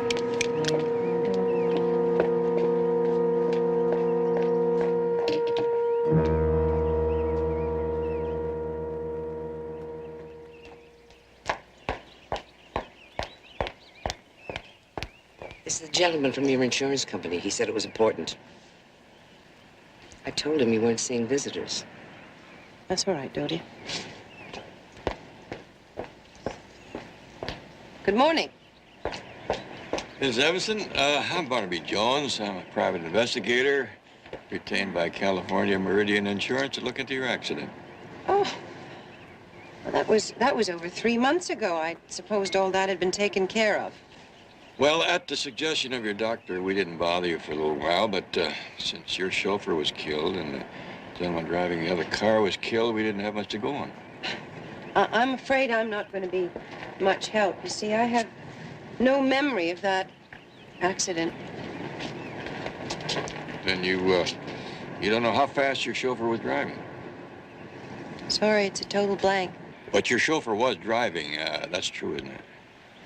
Well, he would have to be. You see, I don't drive. I don't even have a license. You did say you were working for my insurance company. Well, you see, the family of the gentleman who was driving the other car, the one who was killed, is suing for $1 million, and we'd sort of like to know all the facts. I'm sorry. I don't remember anything. Lila? What are you doing out here?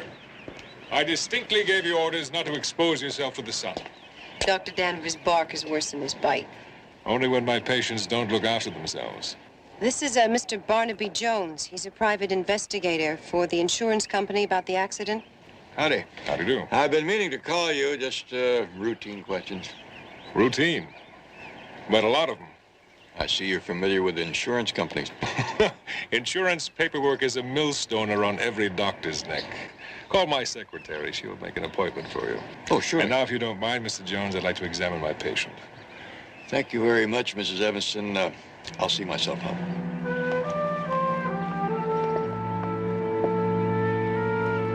Bye.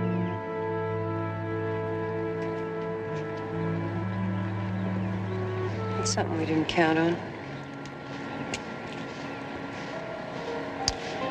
If he's all we have to worry about. You know, you ask me, the real one, does anyone live through that crash? Were you at the scene of the accident? Oh, yeah. I got there before the ambulance. See, I got this 460 mil in that rig of mine, and nothing can outrun it, not even a black and white if I get a head start. Was the chauffeur and the driver of the other car alive when you got there? No. Matter of fact, I thought the lady was dead, too.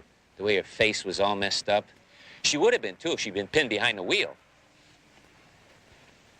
Look, I told all this to the police about 3 months ago. Say, they said to leave everything just as it is. Yeah, I know. Ms. Evanston said that chauffeur was driving. Well, that's hard to tell. They were both thrown clear. Looked to me like he was thrown from the passenger side, though. She was on the driver's side when I found her. Car could have spun around after they were thrown out. Yeah, it could have done most anything.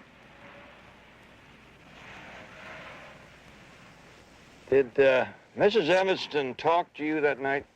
No, like I said, she was in awful bad shape. Sorry, I'm afraid I gotta run, man.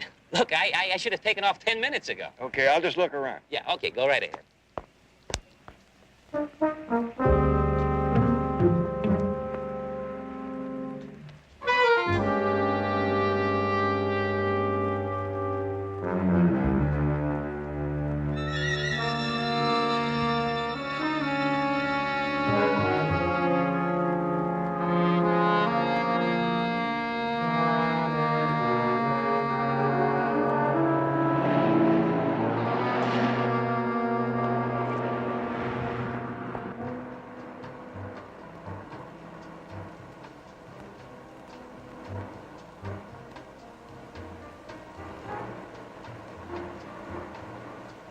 Mrs. Evanston, how nice you look. You don't know how happy we are to have you back. Thank you, Rita. Mr. Collin is tied up right now, but he gave specific instructions that I was to take you directly back to his private studio.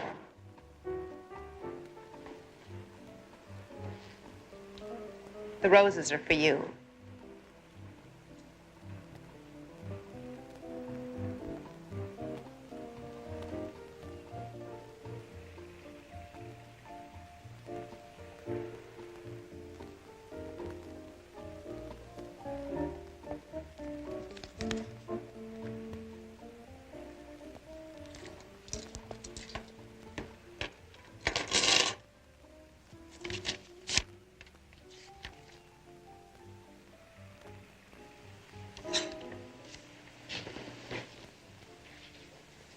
I mean that, you know. Every word of it. Well, aren't you going to say anything? I don't know what to say. Well, you could start by saying thank you very much for the flowers. Thank you for the... And then I can kiss you. And we can start talking about getting out of here and going to my place. Not today. What? Lila, the hospital can't possibly have changed you that much. This is your Jimmy boy. Well, it's just that I'm not feeling well, and Jimmy, I don't want you to rush things. My goodness. Things really have changed. And what's this? What are you talking about? That birthmark. It's your hairline. It's not there anymore. Dr. Danvers removed it. He did? My goodness, no scar, huh? He's very meticulous. Very good. Well. Your hair is different. Your voice is different. My Lila is a whole different woman. Dr. Danvers, He's a magician. Yes, he certainly is. I have to go.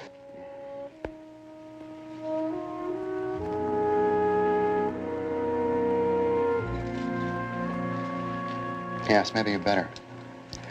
You're looking a little pale. And I'll tell you what, maybe under the circumstances, it might be better if I came to see you tomorrow.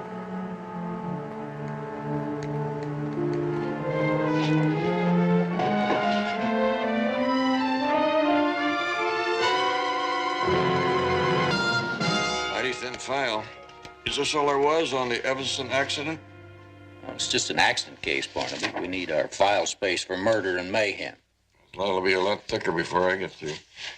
According to the autopsy report, they found no blood alcohol in the chauffeur or the driver of the other car. Did they run a test on Mrs. Evanston? No, it's not routine procedure to run a test on the passenger. If she was a passenger. Didn't think she drove. Well, she doesn't have a license, but that doesn't prove she wasn't behind the wheel of the car. According to the diagram, there were no skid marks, no spin, but it looks for all the world like she may have come out of the car on the driver's side. Yeah, well, high-speed impact does some funny things. Or alcohol. Our company's going to have a lot better evidence on this to defend Mrs. Evanston in a civil suit. Well, what does she say? Well, that's just a thing. She claims she doesn't remember. I wish I could find just one person who would definitely testify that she was not behind the wheel of that limousine. Jones Deli and Catering. With fast and friendly service, we deliver. Pilot dinner. Betty. Betty, were you able to track down that parking stub? Will you listen to the man? I float in here on the aroma of hot pastrami and cold potato salad, and he wants to know about a ticket stub. Excuse me. Yes, I did. You know, I tracked down 7 companies before I found the one that printed that stub. The one you found in the limousine? Yeah. Came from a place called the Blue Heron. At the beach? Yeah. I think I'll take a run out there. But you haven't had a bite of lunch. Well, you know how it is. One bite beats to another. You like hot pastrami, don't you, Lieutenant? That's the fruits of being self-employed. Now, the police department gives you a full half hour for lunch, whether you need it or not. Oh, Brutus! Sit. Come on, Brutus. Fella, how are you, huh? Never thought I'd see the day when you and Brutus would become friends. You're back early. Yes, I should have phoned you from the airport. I know how you hate surprises. Not at all. How did things go in London? Negotiations ended early, so I came back here to coordinate the efforts. It all sounds very hectic. Truth is, it wasn't hectic at all. I left before negotiations started. Why? Because I thought I saw something. Something in your face when you came home. Just want to make sure it wasn't my imagination. I thought you were pleased with the results of the operation. I am. It's not that. But looking at you now, I realize that I've been guilty of too many trips like this one. Unnecessary trips to unnecessary places. You know what I mean? No, I'm afraid I don't, not unless you tell me. Well, I've never been very good at talking to you. Strange it should seem different now. Come on, John. I don't think I've changed that much. I had a lot of chance to think on that plane. For the last 7 years, we've done our best to make each other miserable. Is I really that awful? Let me finish this, otherwise it'll never be said. Dr. Danvers told me that the node removal would alter your voice, a slight change in your appearance, maybe even your personality. I want you to know, Lila, I welcome those changes.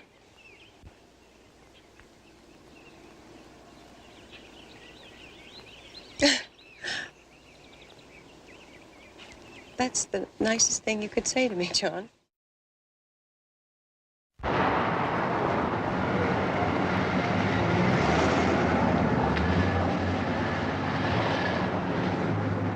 Look, mister, the kind of place that I run here, it wouldn't pay if the word got out that I talked out of turn. You know what I mean? Good. Hey, thank you. A fella brings a secretary in for a little drink, a little employer-employee relationship. It's really none of my business. Ever seen this woman?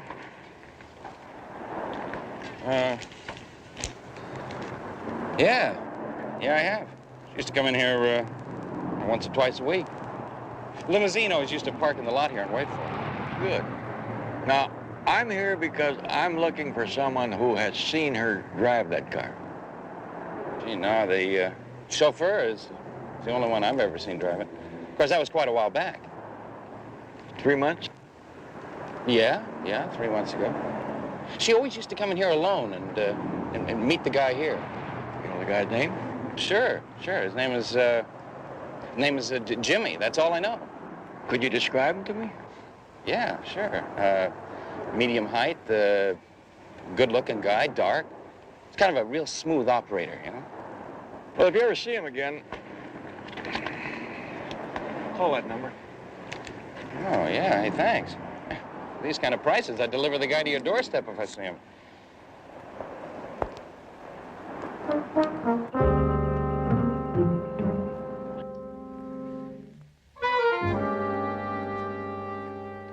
Just amazing. What is it?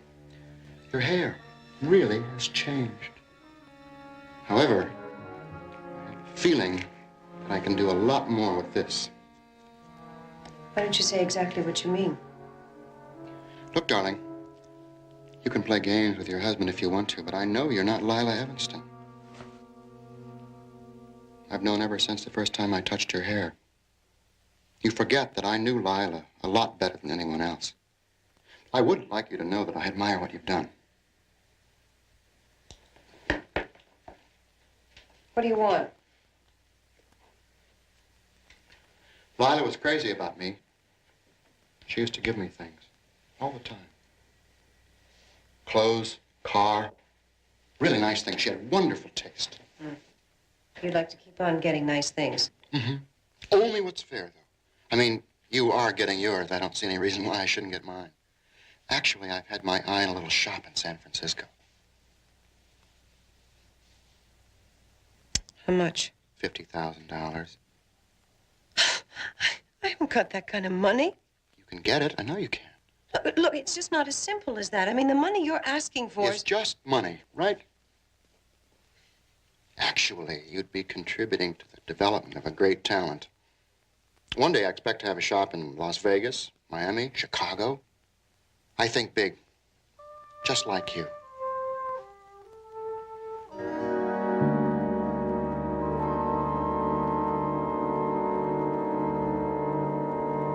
Mr. Jones, you're asking me to break the confidence of the doctor-patient relationship. Doctor, your patient is facing a very serious lawsuit. From all the evidence I've been able to gather, she was driving the night of the accident. Well, that's nonsense. I've just come from the emergency hospital where they looked at Mrs. Evanston the night of the accident. Their blood workups indicate a high concentration of alcohol, which could support a felony drunk driving charge. Well, I can assure you she said nothing to me that would indicate anything like this. I thought you were supposed to be on her side. I am. Well, the best way to help her is to forget the accident. Her husband is an extremely wealthy man. He can afford the settlement, whatever it might be. No one can afford manslaughter. Well, all I know is that she can't afford to go on reliving that accident for the rest of her life. I mean, she's better off not remembering. Too bad that is a medical opinion and not a legal one. Are you quite finished, Mr. Jones? I have some work to attend to. Well, I won't keep you. I wonder if you could tell me where I could find Nurse Mayberry. Karen Mayberry? Well, what do you want with Nurse Mayberry? Well, our company sent her several checks covering round-the-clock care for Mrs. Evanston. You and I know that Mrs. Evanston would be more likely to talk to her than anyone else. Nurse Mayberry is no longer with us. She left town, I understand. And when was that? About 6 weeks ago. She leave a forwarding address? No, she didn't. Kind of makes you wonder, doesn't it? But not if you have more important things to occupy your mind with. Now, if you don't mind, Mr. Jones, I really do have some work. Well, I don't want to hold you, and I better get going myself. I want to get down to the nurse's registry before it closes. Nurse's registry? Yes, I figure anyone as capable as Nurse Mayberry would be signing in somewhere just about the time you got settled. See you.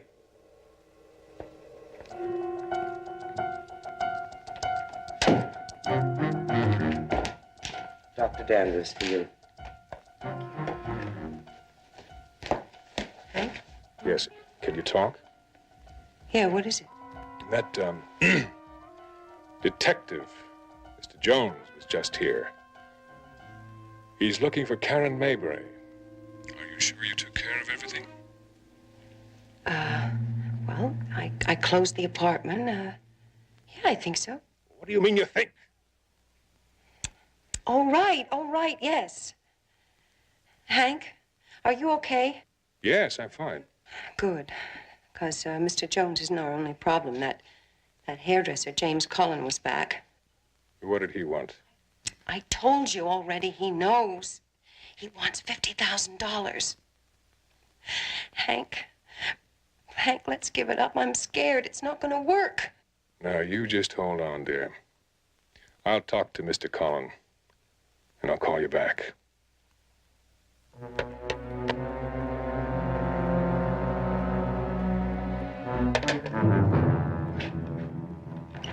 Good night, Rita. Good night.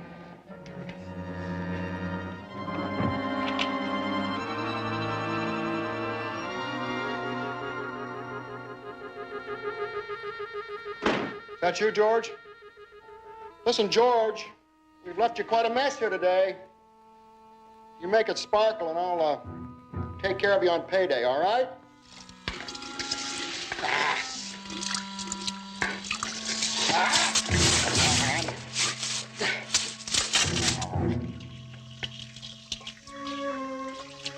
What do you want? We're closed.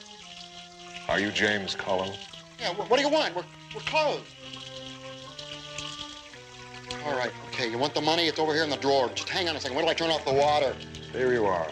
I don't want your money.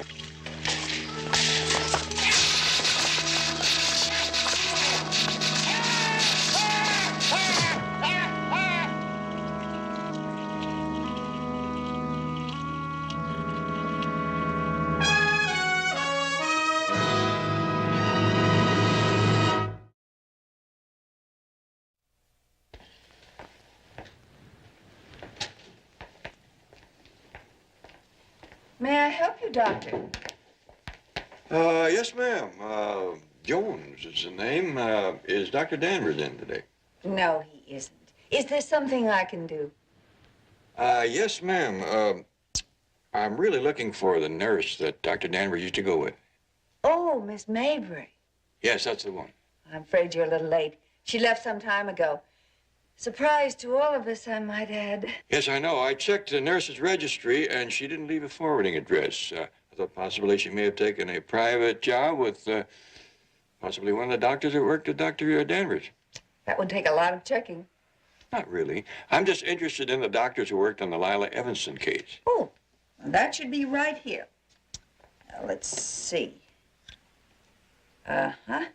Assisting physicians Luce and Thompson. Anesthesia nurse, Karen Mayberry. Of course, this was just the first procedure, the one they did at St. Agnes. There's no one listed here for the second operation. Oh. I didn't know there was a second operation. One evening, about 3 weeks into her convalescence, a minor tissue repair. Dr. Danvers often handles those right here. I see. Oh, would you happen to have a personnel picture of Nurse Mayberry that I could borrow? Yes. Here it is. Oh, thank you very much. I'll get this right back to you. And do you happen to know the name of the neurosurgeon who took care of Mrs. Evanston's arm? I understand from emergency hospital report here that she suffered some damage to the radial nerve. Dr. William Fairmont. Yes, poor thing. She could hardly hold a glass in her left hand. They decided not to intervene. Oh, I thought they'd done a repair. Her hand looked just fine. I'm afraid not. The neurosurgeon decided to wait 6 to 9 months to see if the nerve would repair itself. Oh, I see. Well, thank you again. Oh, Dr. Jones, if you don't locate Miss Maybury, I've always wanted to work for someone with a charming bedside manner. Miss Dobbs, I assure you that when I need a nurse, you'll be the first one I call for.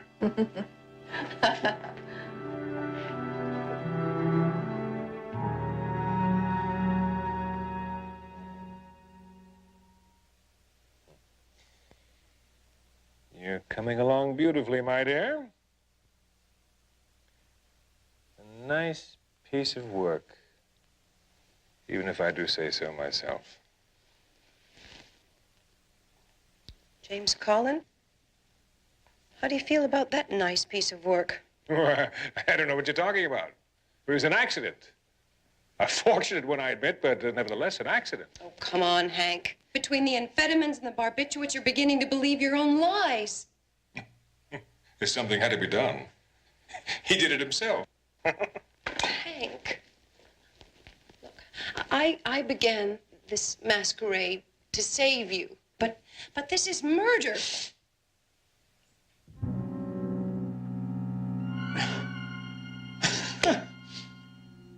Look, in a little while, you'll get a quickie divorce. It'll all be over. I'm sure Evanston will lay quite a settlement on you. No. A divorce, okay, but I'm not going to take advantage of him.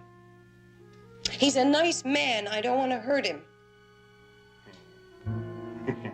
That sounds a little ominous.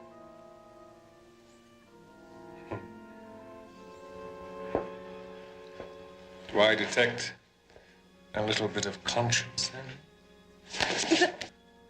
Or are you falling in love with our shy, reluctant friend?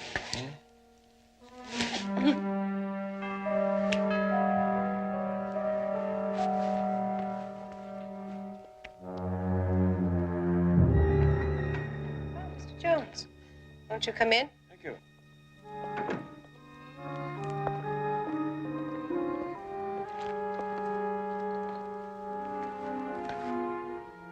Dr. Danvers, I hope I'm not interrupting anything. No.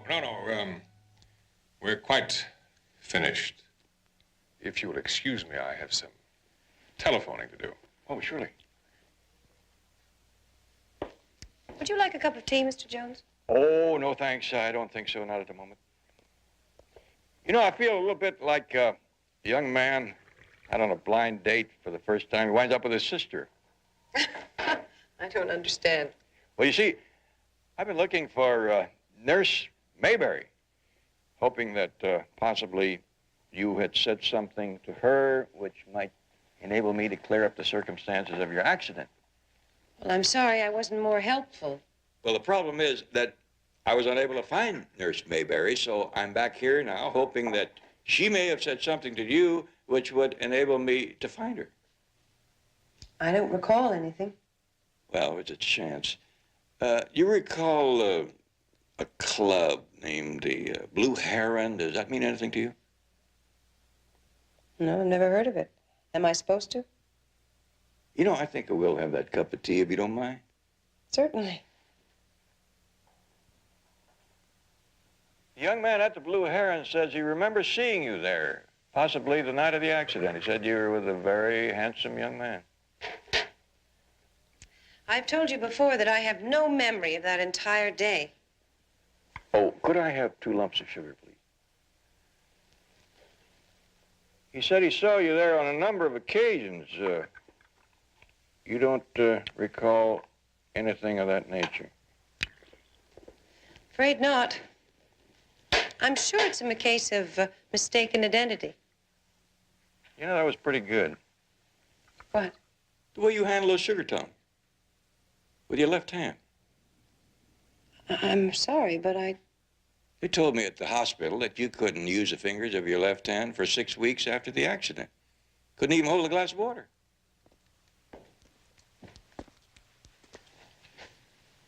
If you were a medical man, Mr. Jones, you'd know that spontaneous nerve regeneration is not unusual. Mrs. Evanston is very fortunate. Did you also take care of the laceration on her left forearm? I hardly noticed a scar. That's my line of work, too. Congratulations, Doctor. You've done your work well.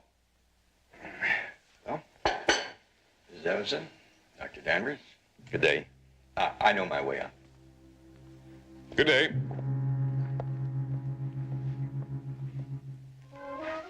He knows. He knows, but he can't prove anything.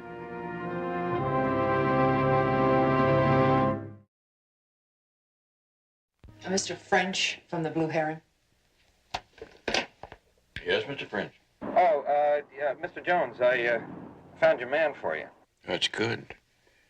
Did you get his name? It's that, Mr. James. His picture's in the paper today.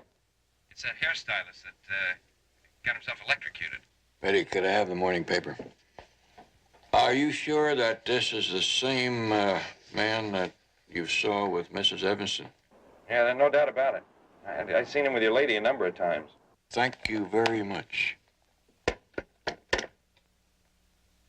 Betty, looks like Lila Evanston lost her boyfriend before she remembered who he was. I don't quite follow that. Lila Evanston stands to lose $1 million lawsuit, maybe even go to jail. But instead of helping, all she's done is lie. Lie? But you said the shock of the accident could have destroyed all memory of that evening. But only for that evening. What about before then? She denies ever having heard of the Blue Heron, yet she went there repeatedly to meet James Collins. Now, she was either lying or she never heard about it in the first place. How do you explain it? I explain it like this. I don't believe that Lila Evanston ever left that hospital alive. What? Look, I'll show you. Now, all of these pictures are the same head size. This is a newspaper picture of Lila before the accident. Now, look at the discrepancies when you measure it against the picture of Lila Evanston following the accident. Barnaby, you said yourself that the surgery was extensive. But there's one measurement that doesn't vary. That's the difference between the pupils. 2.5 millimeters. They just don't match. Well, could it be the enlargement you made? No, because I measured the size of the iris. You see, the measurements are exactly the same between these two. And that's the reason I could never find Nurse Mayberry. She was hiding behind the face of Lila Evanston. Refreshments.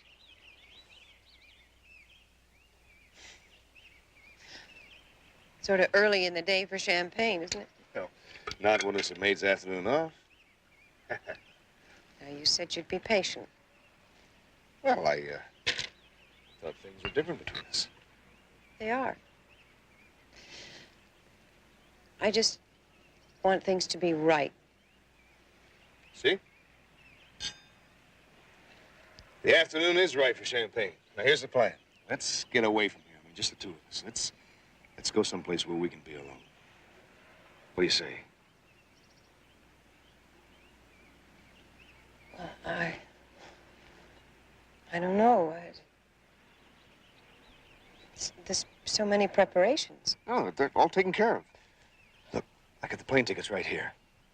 By tomorrow morning, we can be in the Hotel Copenhagen. In the same honeymoon suite. Please, Lila. Come with me. You really want me to go? More than anything I've ever wanted in my life.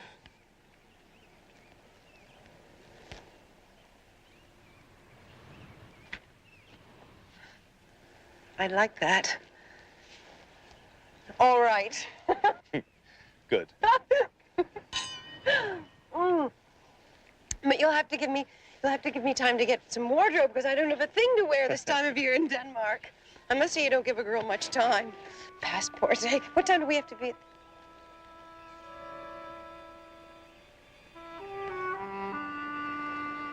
What's the matter?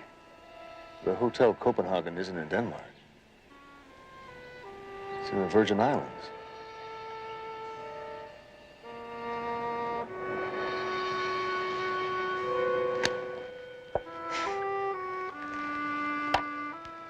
Yeah. Well, if I'd ever been there, I would have known that, wouldn't I? I'm not going to lie to you anymore. I didn't enjoy lying. Where's Lila? She's dead. She died after surgery. Well, who are you? I'm Karen Maybury, Lila's nurse. What happened? Hank took a chance that he shouldn't have, and... Well, why did you go through all this? To protect Hank. Because I thought I needed him, and... And you let me fall in love with you. Yep. It's the only part of this I didn't mind. Very touching.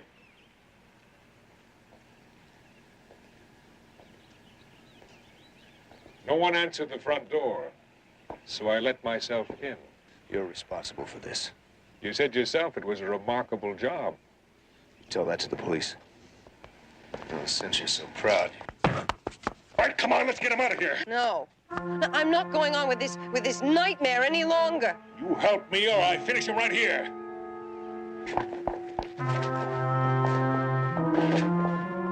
Be careful. All right, get in.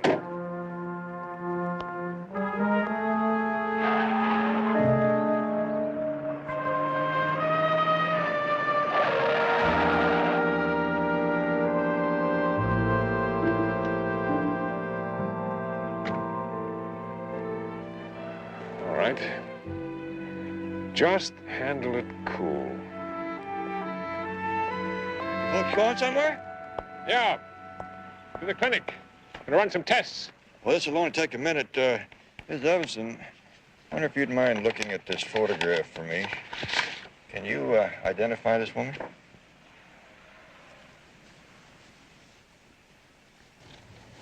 Yes, of course. It's Karen Maybury. What is this? You didn't have to trouble Mrs. Evanson with that photograph? Well, as a matter of fact, I did. You see, a photograph picks up excellent fingerprints. And if my suspicions are correct, the prints will be the same as those of the lady in the picture. What are you talking about? Karen Maybury. You see, Mrs. Evanson didn't have a fingerprint record, but Miss Maybury did. She may be wearing Lila's face, but I'm betting that those are the fingertips of a nurse. Mr. Joe?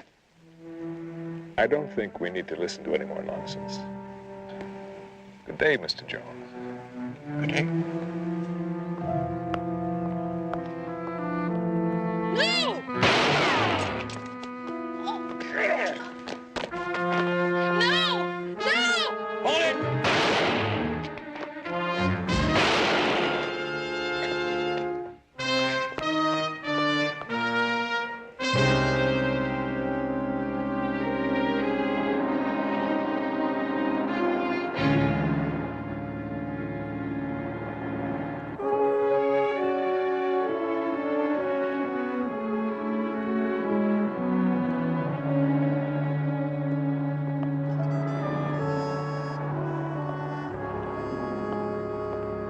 She looks fine, doesn't she?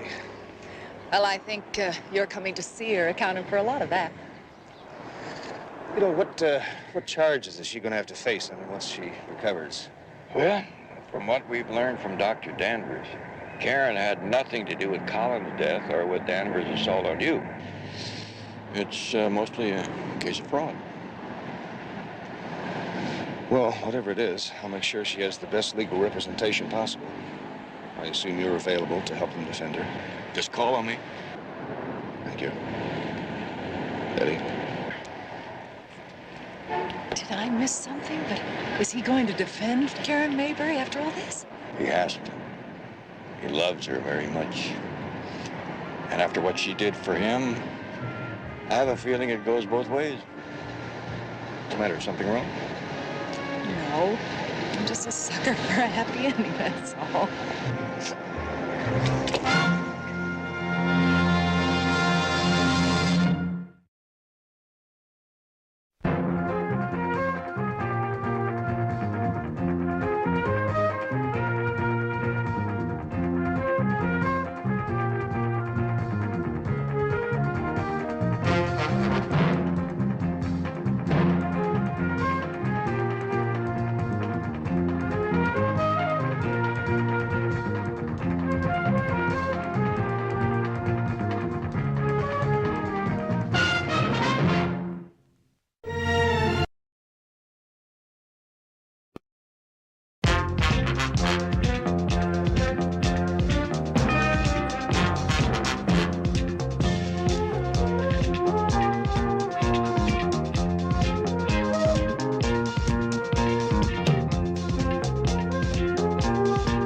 Barnaby Jones, a Quinn Martin production, starring Buddy Ebsen. Also starring Lee Merriweather, Mark Shera, with guest stars Glenn Corbett, Marky Post, Gwen Humble. Tonight's episode, Master of Deception.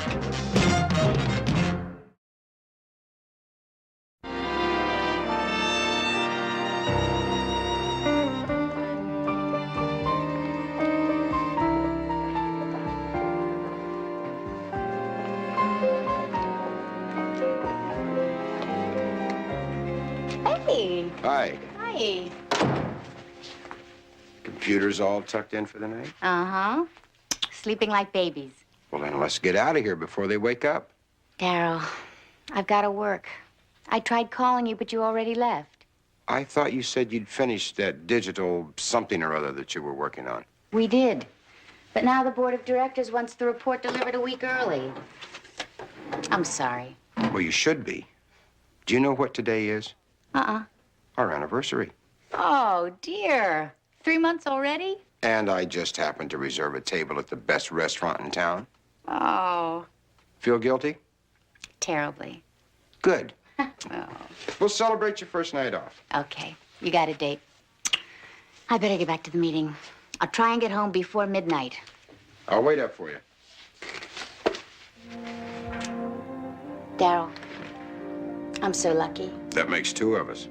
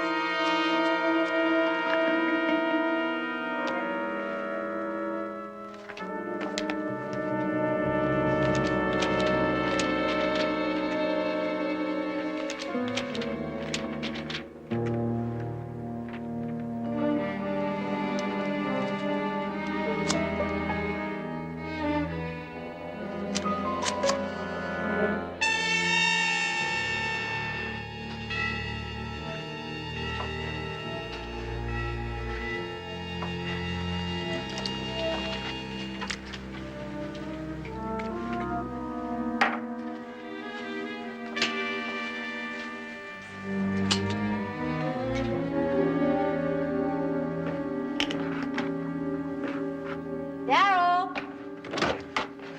I hope I didn't ruin anything. The red light was off above the door. I just finished. We got through sooner than I expected. Happy anniversary, darling. Well, that's just what I need. Come on, I'll put the glasses on ice. Well, aren't you going to show me your new photos? No, they're not very good. Oh, come on. You let me decide that. Pauline. This is part of the new project. You photographed the plans to the data communication system. Why? You weren't supposed to know, Pauline. Not know. Well, what were you going to do with them? Oh, God. You were going to sell them, weren't you? For us. Us? I was gonna tell you that I came into some money. You'd quit your job. The company would never know. And then we'd go to the south of France and spend the rest of our lives living like kings. When we met at that party, I couldn't believe it. All those beautiful women there, and you picked me. Pauline. That's why you wanted to get married so fast. You were just using me to get at those plans. Pauline, if you really believe that, then you'd better call the police.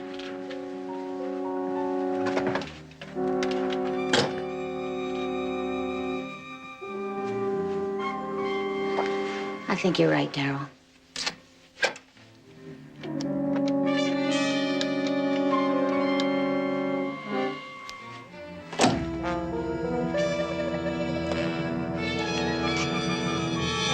Daryl, don't. Oh, my God, please don't. No. No! Mr. Haggerty, are you sure Pauline Enders being a few hours late for work this morning qualifies her as a missing person? I know. The police said the same thing. That's the reason I called you. Here we go.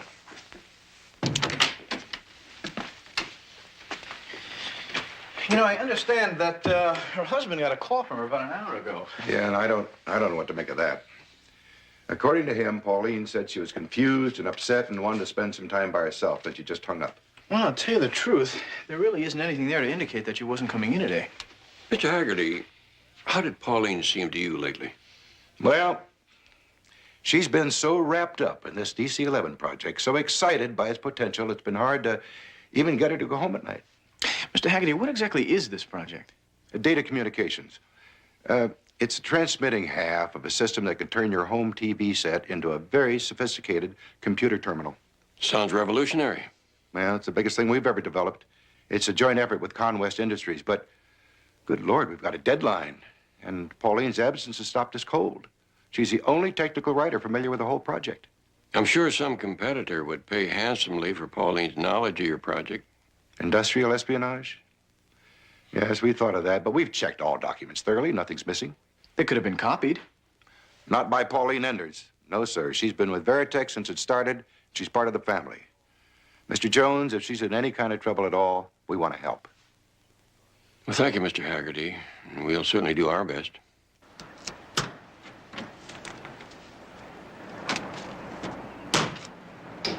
Excuse me, we're looking for Mr. Enders. Thank you. Mr. Enders? Mr. Enders, my name is Barnaby Jones. I'm a private investigator. This is my associate, Jedediah Jones. Private investigator? Yes, sir. We were hired by the Veritex Corporation to help find your wife. The things they've been saying about big business not having a heart. Mr. Enders, did your wife ever give you any kind of an indication that she was thinking of taking off like this? No, but looking back, I guess I knew something was bothering her. Why do you say that? Well, the way she's been acting lately. Moody, irritable. First, I thought it was my fault. I have to leave her alone so much. What kind of your work? Yeah, I'm a salesman. I have to be on the road 2 or 3 days a week. Well, do you think that's what the problem was? No, it was her job. Pressures, deadlines. She said it was piling up on her. She didn't know how much longer she could take it. Have you any idea where she's gone? Not really.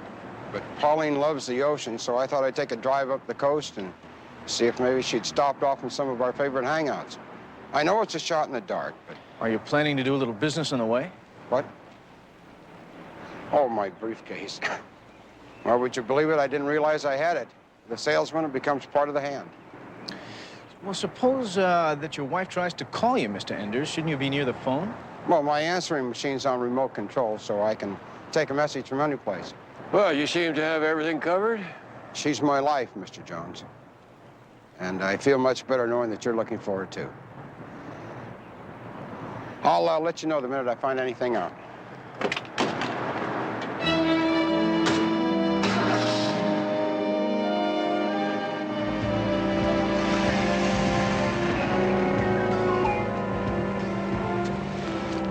Well, he certainly paints a different picture of his wife than her boss did. Yeah, the question is, Jedediah, which one is accurate?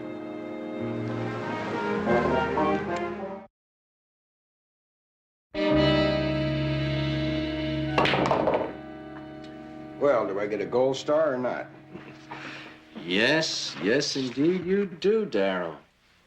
Just as soon as you deliver the other half of the system. I'm working on it.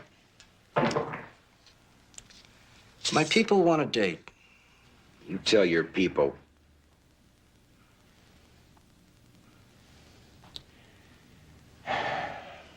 Tell them that dealing with two companies at once takes time. They'll have the plans as soon as Con West completes its end of the project. Are you sure that's what you want me to tell them? Well, there is another thing. This is costing more than I figured. I need another advance. No way. I need money. The deal was for 200 grand on delivery, huh? Darryl, I like you, so I'm going to give you a little advice. These people that we work for, do you know who they are? An investment group, I guess. That's right. They take dirty money and they put it into a clean business, but only if it turns a very big profit. That's what they intend doing with this communication system, putting it on the market before anybody else gets there. Well, that sounds reasonable. Well, reasonable is what they are, as long as they get their own way. But if they don't, they can get very nasty. My advice, Darryl, don't get these people nasty. Not even a little bit.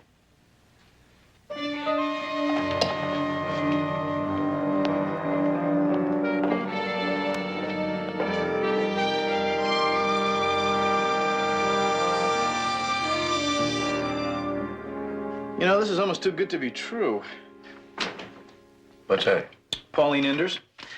According to this recent psychological report from Veritex, it says she's extremely well adjusted, unusually stable, liked by her fellow employees, cooperative, industrious. It just goes on and on. She hasn't even missed a day's work in 5 years. If that was said for my benefit, JR, I did not hear you. Never said a word. Hardly seems like the kind of woman who would just take off during a critical time like this. I'm telling you, Barnaby, something about her husband just doesn't add up. Betty, were you able to find out anything about Darryl Enders? Well, I tried, but there doesn't seem to be a whole lot to find out. What does that mean?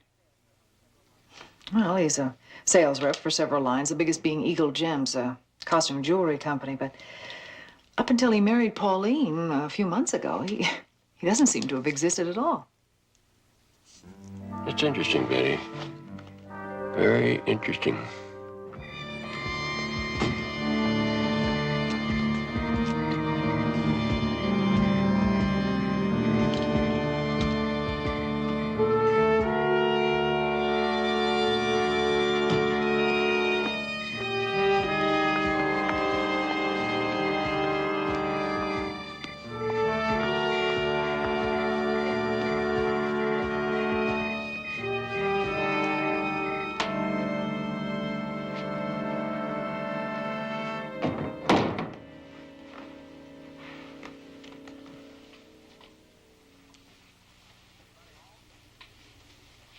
Anybody home? Eddie! Oh, Eddie, I missed you so much.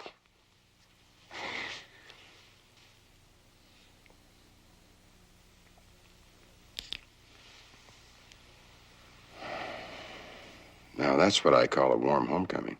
Well, wait till you see what I've got for you later. Care to give me a hint? I want it to be a surprise. Oh, by the way, happy anniversary. What? Oh, quickly the younger generation forgets. As of today, we've been married 4 months, 2 weeks, and almost 7 hours. I had nothing to do on that long drive home, so I figured it out. Well, I think that calls for a celebration. Excuse me.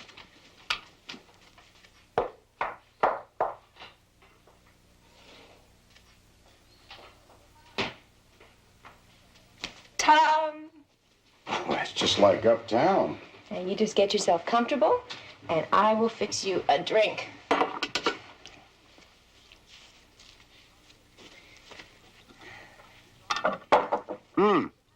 These are good. So how was your sales trip? 3 days too long, but then they're all 3 days too long. Did you manage to keep yourself busy? You kidding?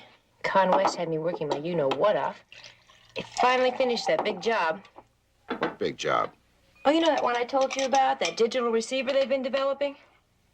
Oh, that big job. Oh, that big job. As if you remember anything about it. Well, you're right.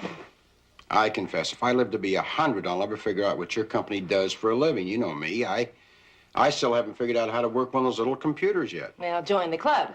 I haven't figured out what they do either. I'm just a secretary. They tell me what to do and my fingers go to work. I'll make you a deal. You bring your work home, and we'll figure it out together. Oh, that sounds like fun.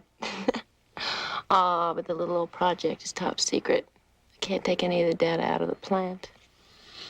Oh, well, we'll just have to figure out something else to do with our evenings. Yeah, I can think of a few ideas.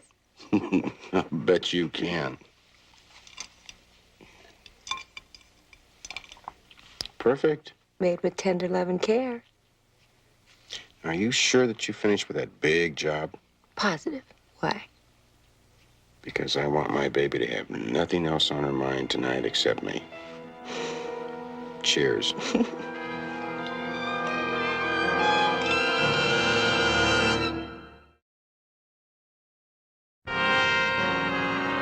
You're sure Mr. Enders expected to meet you here this morning? Well, I didn't exactly have an appointment, but he indicated he would be home. Well, he's on the road a great deal. Have you worked for the Enders a long time? For Mrs. Enders, about a year. She lived here by herself before they got married. Seemed a happy woman. Well, she should be. She found herself a good man. He took these pictures of her. Well, I didn't realize that Mr. Enders was an accomplished photographer. Oh, yes. And he's accomplished at making a mess in the darkroom, too.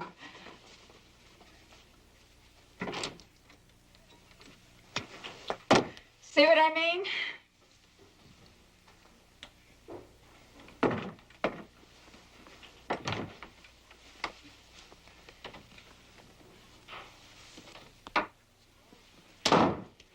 Well, Mr. Jones, what are you doing here? Mr. Enders, I just thought I'd drop by and see if your trip up the coast paid off. Mrs. Kelly was kind enough to let me in. I see. No, I didn't find any trace of Pauline. That's too bad. You must have gone quite a way if you're just getting home now. Well, before I realized it, I was past Santa Barbara. It was late and I was tired, so I spent the night at a motel. I turned off your answering machine, Mr. Enders. Thank you, Millie. That's funny. It rings out here, but not in the darkroom.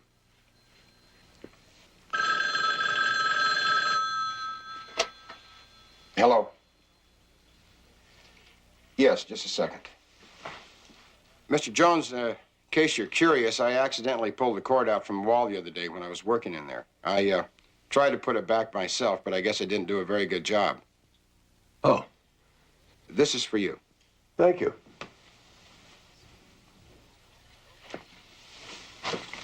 Hello?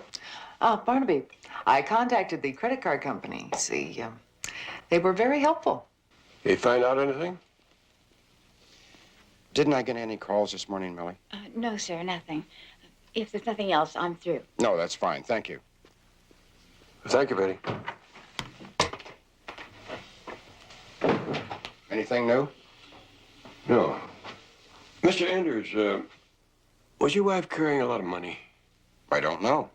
I checked our bank account. She hadn't made any withdrawals. Why? Well, she hasn't been using her credit cards either. At least not for any purchase of over $100. It's too early for any receipts to be coming in, but a large purchase would require a phone call. When did you say that you broke a phone cord? I didn't say. A couple of days ago, I guess. Just before you went up the coast? It must have been. What's the difference? Well, I was just wondering why you hadn't had the phone company in to fix it. Mr. Jones, I was wondering why you seem to be more interested in asking me questions than trying to find my wife. Well, trying to find your wife, Mr. Enders, is really all I'm interested in. But I am trying to figure out why someone as stable as she should suddenly decide to run away. Any ideas? I already told you she was upset. But you're the detective. Maybe you can find a better reason. I'll do my best. I'll talk to you later, Mr. Andrews.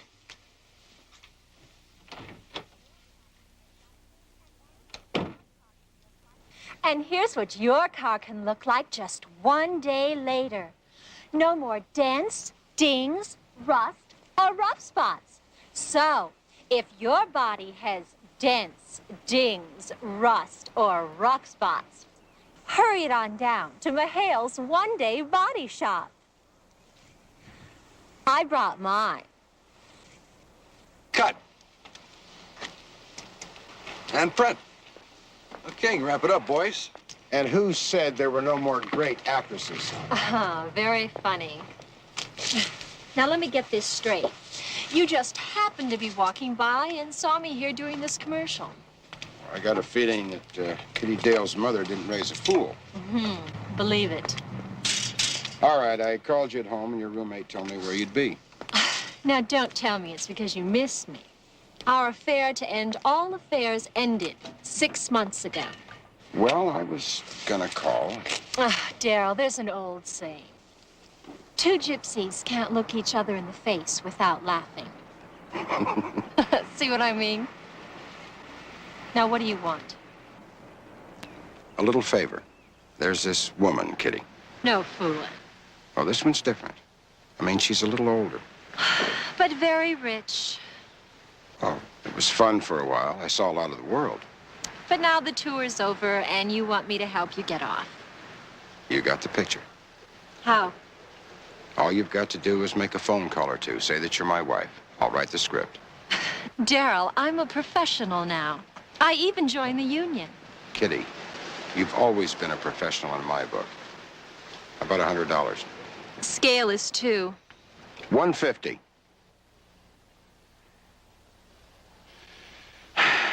Who said actors need agents? Tell you about Darrell Enders. He can sell track shoes to rattlesnakes. One of your best salesmen, huh? Used to be. And all of a sudden, 2, maybe 3 months ago, the orders started drying up. Began neglecting his customers, became impossible to reach. So we finally recalled our samples and let him go. What do you think happened? Started spending all of his time on a new line he picked up. Figured he'd make more money with it, I guess. You know what the line was? He gave me a lift home one night, and I saw one of the samples in his back seat. It's one of those sculptures that move around. Kinetic sculpture? Yes, that's what they call them. I think they're distributed by the Woodmere Novelty Company. Eagle Gems. Oh, yes, just 1 second. It's for you, your secretary. Thank you. Yes, Betty? Barnaby, Darrell Enders just called. He says he has some news for you. Well, call him back, Betty, and tell him we're on our way over. Thank you, Betty. Thank you very much for your help, Mr. Bellows. Barnaby, what's up? Darrell Enders just got another call from his wife. Hi, darling. Sorry I missed you, but, well, I want you to know I'm feeling a lot better now, and, well, I should be home in a couple of days. Don't be mad at me, darling. I love you. You can imagine how relieved I was to hear her voice. Yeah, it's too bad you weren't here to talk to her. I know. I'm really sorry I wasn't, but I'm just happy to know that she's okay. I'm happy, too, Mr. Enders. I just wish I knew where she was calling from. I'd like to talk to her in person. Well, you heard her with your own ears. She said she was fine. What more do you want? You're right, Mr. Enders. That's the important thing, that she's safe. Absolutely. Yeah, still, you'll call us if you hear from her again. Well, the next time I call you, I hope it's to say that she's home. I hope so, too. Bye. Maybe I've been in this business too long, or I'm just too suspicious, but way down deep, it just doesn't add up. Yeah, she didn't really say anything, not a word about her work, which is the reason he gives for her leaving. And the call to make sure we know about it, he gets it on tape. We don't know if it's even her voice. If it isn't Mrs. Enders, I'm afraid something has happened to her. Going down? Oh, no, go ahead. I forgot something.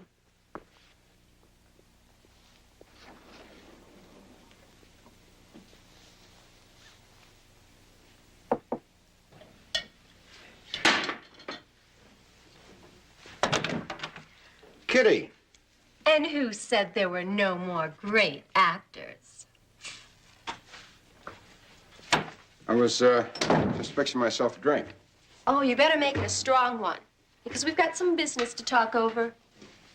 What kind of business exactly? I don't think I got paid enough for that phone call. You set the price. That was when I believed your story.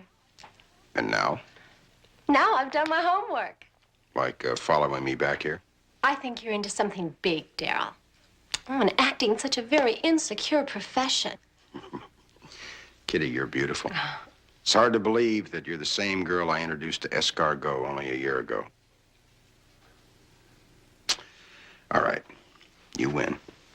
I am pulling a scam of sorts. Only it's not as big as you think it is. Tell you what.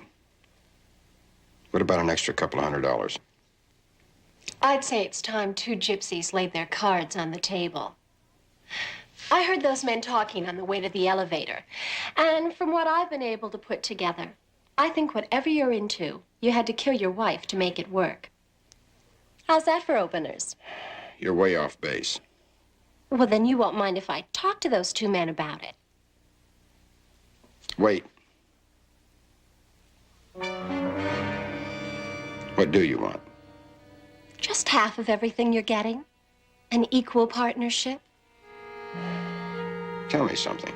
If you really believe that I killed my wife, how do you know I won't do the same thing to you?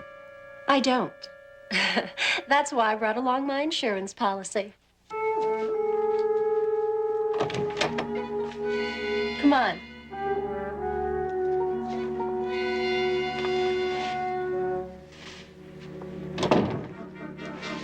Daryl, I'd like you to meet my new boyfriend, Jimmy Hickok. Hi.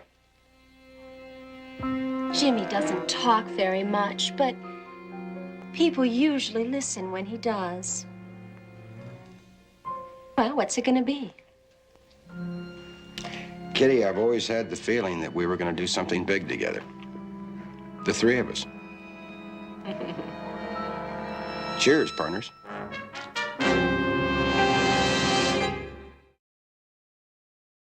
Mr. Enders isn't home. Well, that's all right, Millie. I just stopped by to see if I left my address book here yesterday.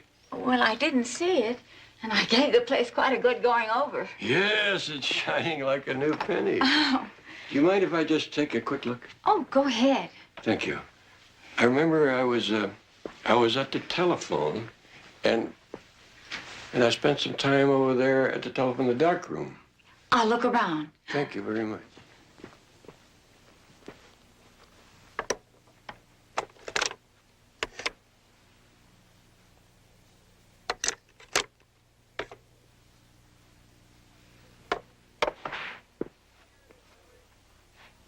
Oh, here it is, Millie.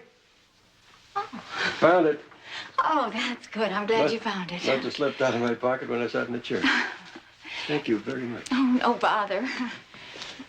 You have a good day. Oh, you too. Thank you.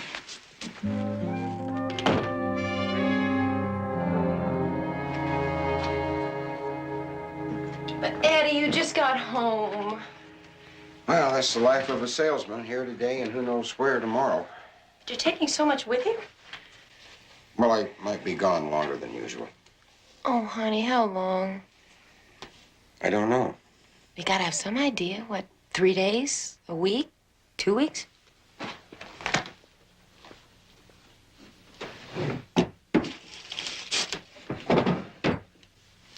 Eddie, I'm a big girl now. If there's something wrong, you can tell me. Linda, I'm in some trouble. Oh, Eddie. I owe some money. I've got some money saved. How much do you need? $25,000. $25,000? You want it straight? Okay, I'm a gambler. Basketball, football, the ponies, you name it, I'll take the odds. Why didn't you ever tell me, Eddie? Why? I'm married to you. I'm almost twice your age. I bring home $500 a week and I gamble away $2 grand. But I promise to make you happy forever. Eddie, it wouldn't have made any difference. I still love you. Honey, I just didn't want to get you involved. Oh, what do you think I am now? That's why I'm going away before it's too late.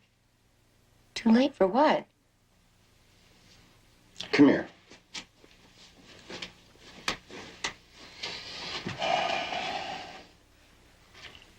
You see that goon out there? I owe his boss the money. Now, if I don't come up with it in a few hours, he'll kill me. Eddie, what are we gonna do? Run, baby, run. That's all I can do. No, please, Eddie, there's got to be some other way. Well, maybe there is. Only what? There's something they want, Linda.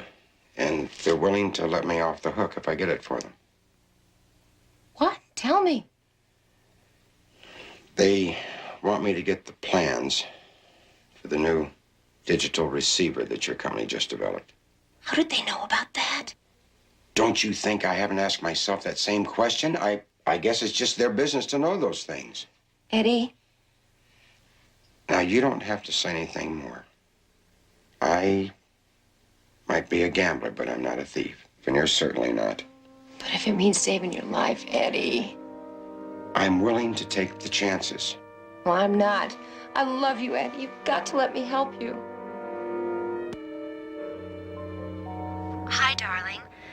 Sorry I missed you, but, well, I want you to know I'm feeling a lot better now, and, well, I should be home in a couple of days. I've heard enough. But I'll let you decide for yourself. Here's a tape Pauline made about a week ago.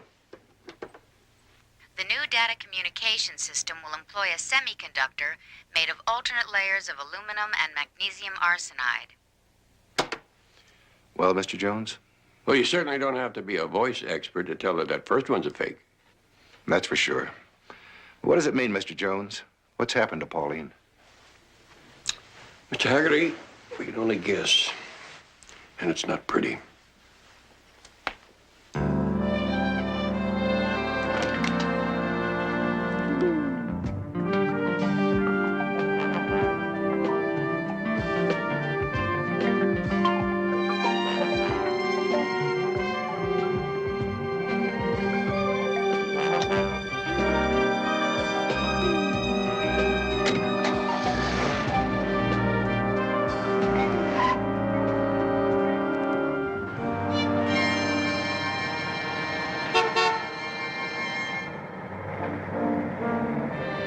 Barnaby, I'm glad I caught you. Any luck at Woodmere Novelties? I just came from there. They distribute a line of kinetic sculptures, but nobody named Darrell Enders ever worked for them. I guess Ender's old boss was mistaken. Well, I'm not so sure. They hired a new man around that time, and he fits Ender's description perfectly, even drives an identical car. But a different name. Right. Ed Woods. Got his name in the valley. Want to follow me? I'll follow you.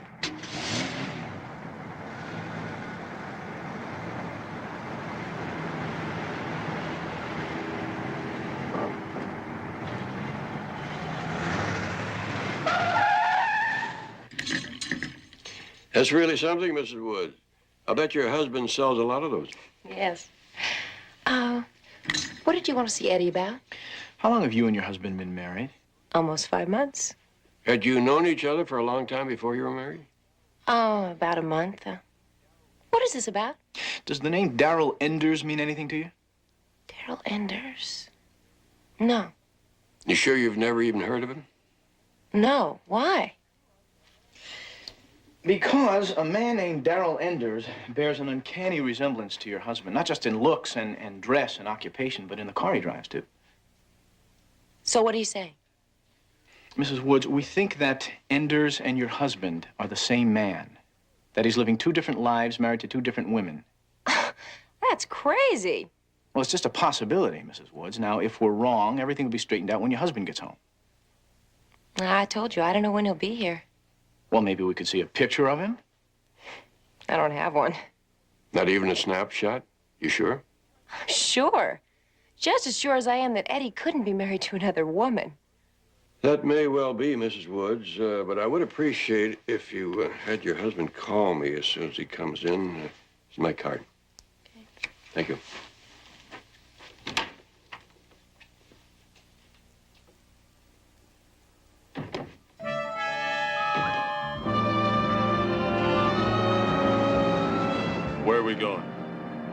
Well, I told you, I've got to meet this friend of mine. He's the key to the whole thing. Why so far out? Because he's shy. He's supposed to meet us near those trees over there.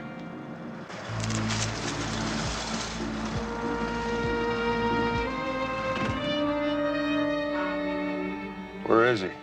I don't see nobody. If you're trying to... Get out, Wild Bill. Hey, come on. I said out. Yeah, sure. Over there. Down there. What are you gonna do? I've worked alone too long to begin a partnership now. What about Kitty? She knows I'm with you. If I don't come home... What you gonna do, call the police? I'll take care of Kitty one way or another. Let's get over.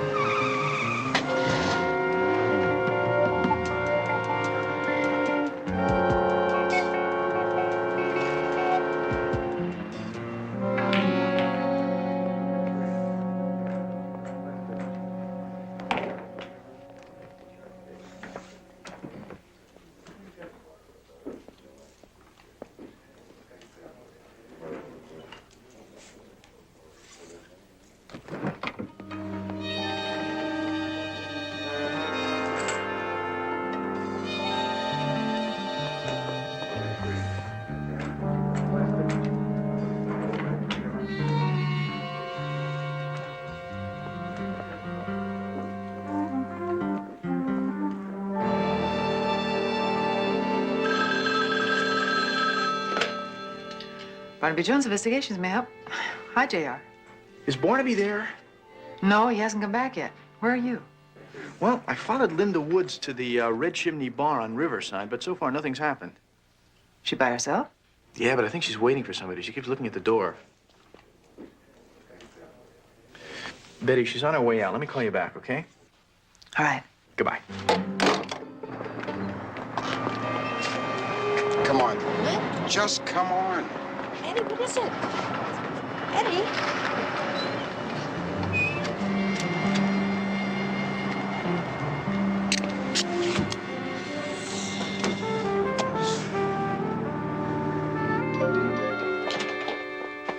Eddie, have you heard from Jedediah? Twice in the last 5 minutes. First, he called to say that he had followed Linda to a bar on Riverside Drive, and then he called right back and said she disappeared into thin air.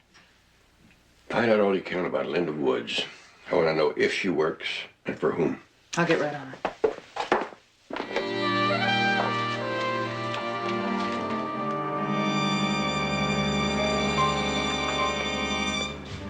Linda. Hi, Tony. You remember my husband, Eddie? I sure do. I remember he struck me out twice at the company picnic. And the third time up, you hit a home run. I was just showing off for my kid. Well, while you two talk about past glories, I think I'll go up and get the work my boss wants me to type up tonight. I thought you said it weighed a ton. Almost, but I think I can manage it, thanks. Well, hey, why don't you give her a hand? Would it be all right, Tony? The reports are really heavy. Sure. If I can't trust old Tom Seaver here, who can I trust? Thanks a lot.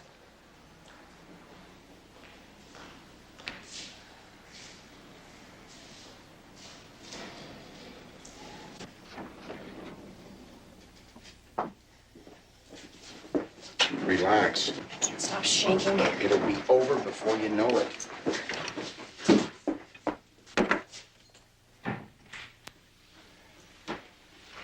The key card is in his desk.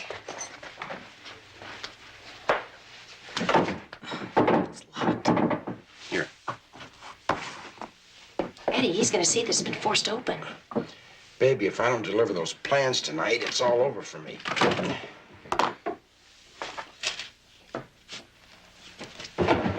Is this it? Yes. Where's the room? Last door on your left. The cabinet is marked Project DR4. That same card opens it. You better stay here in case somebody comes by. And quit worrying. Everything's gonna be fine.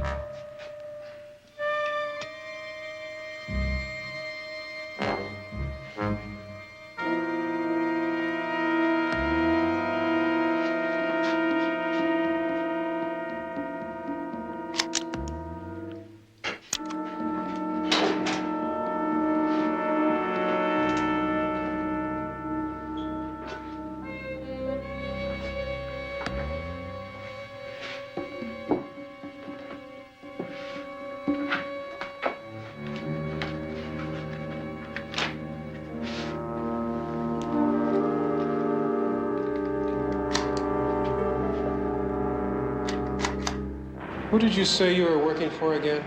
Veritex Electronics. We just found out they're involved in a joint project with your company. That's right. Linda's in her office, 210. I'll alert our security people.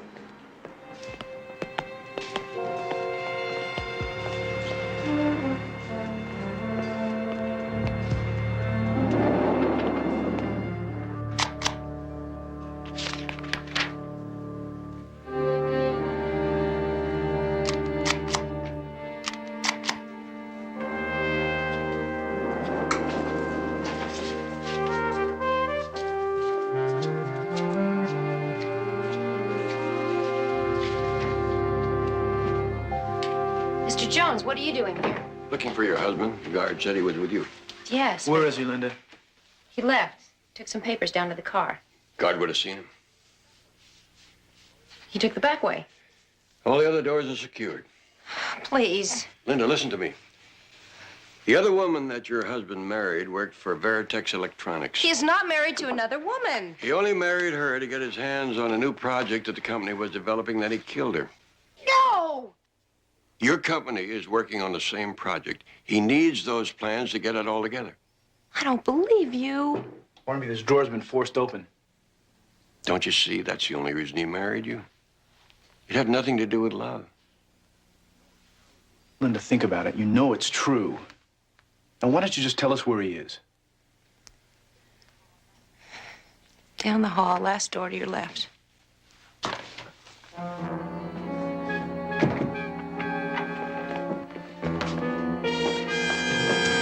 I'll get security.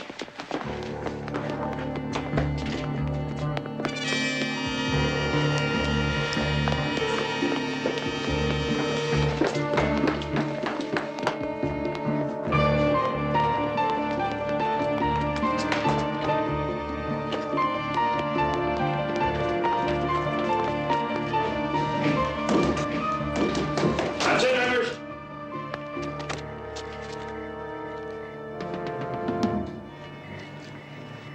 You're gonna have to pull that trigger, Jones. You see, I'm just not patient enough to sit through a trial.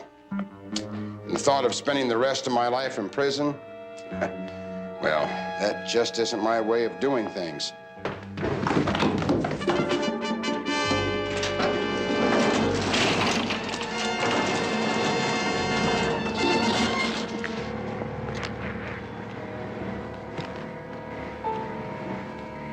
That would be making it too easy for you, Enders.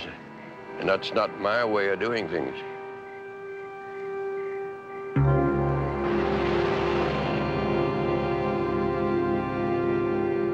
Well, I really appreciate this, Mr. Alexander. Well, sure, I'd be glad to help. You name it, anything I can do. All right. I'll be there. See you later. Bye-bye.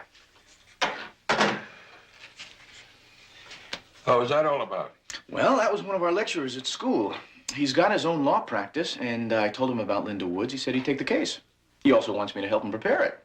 Oh, hey. That was very nice of you, Jedediah. I'm going to stop by after lunch. Take all the time you want. Okay. Say, listen, speaking about lunch, there's a new restaurant that just opened up. I hear it's pretty fancy. You fellas interested? Well, listen, why don't you just count me out on that? See, I heard it was really expensive, you know, and it's kind of hard for a struggling law student like me to make ends meet, so, unless, of course, I got a raise. Eddie, see if you can get a reservation at that restaurant, and the lunch is on me. Oh, boss, you're all heart. Well, gentlemen, I have already made reservations. Should we go? Yeah. Listen, how about just $5 a week? $5 a week isn't much, or $2.50. Keep trying. All the jelly beans I can eat. What do you think?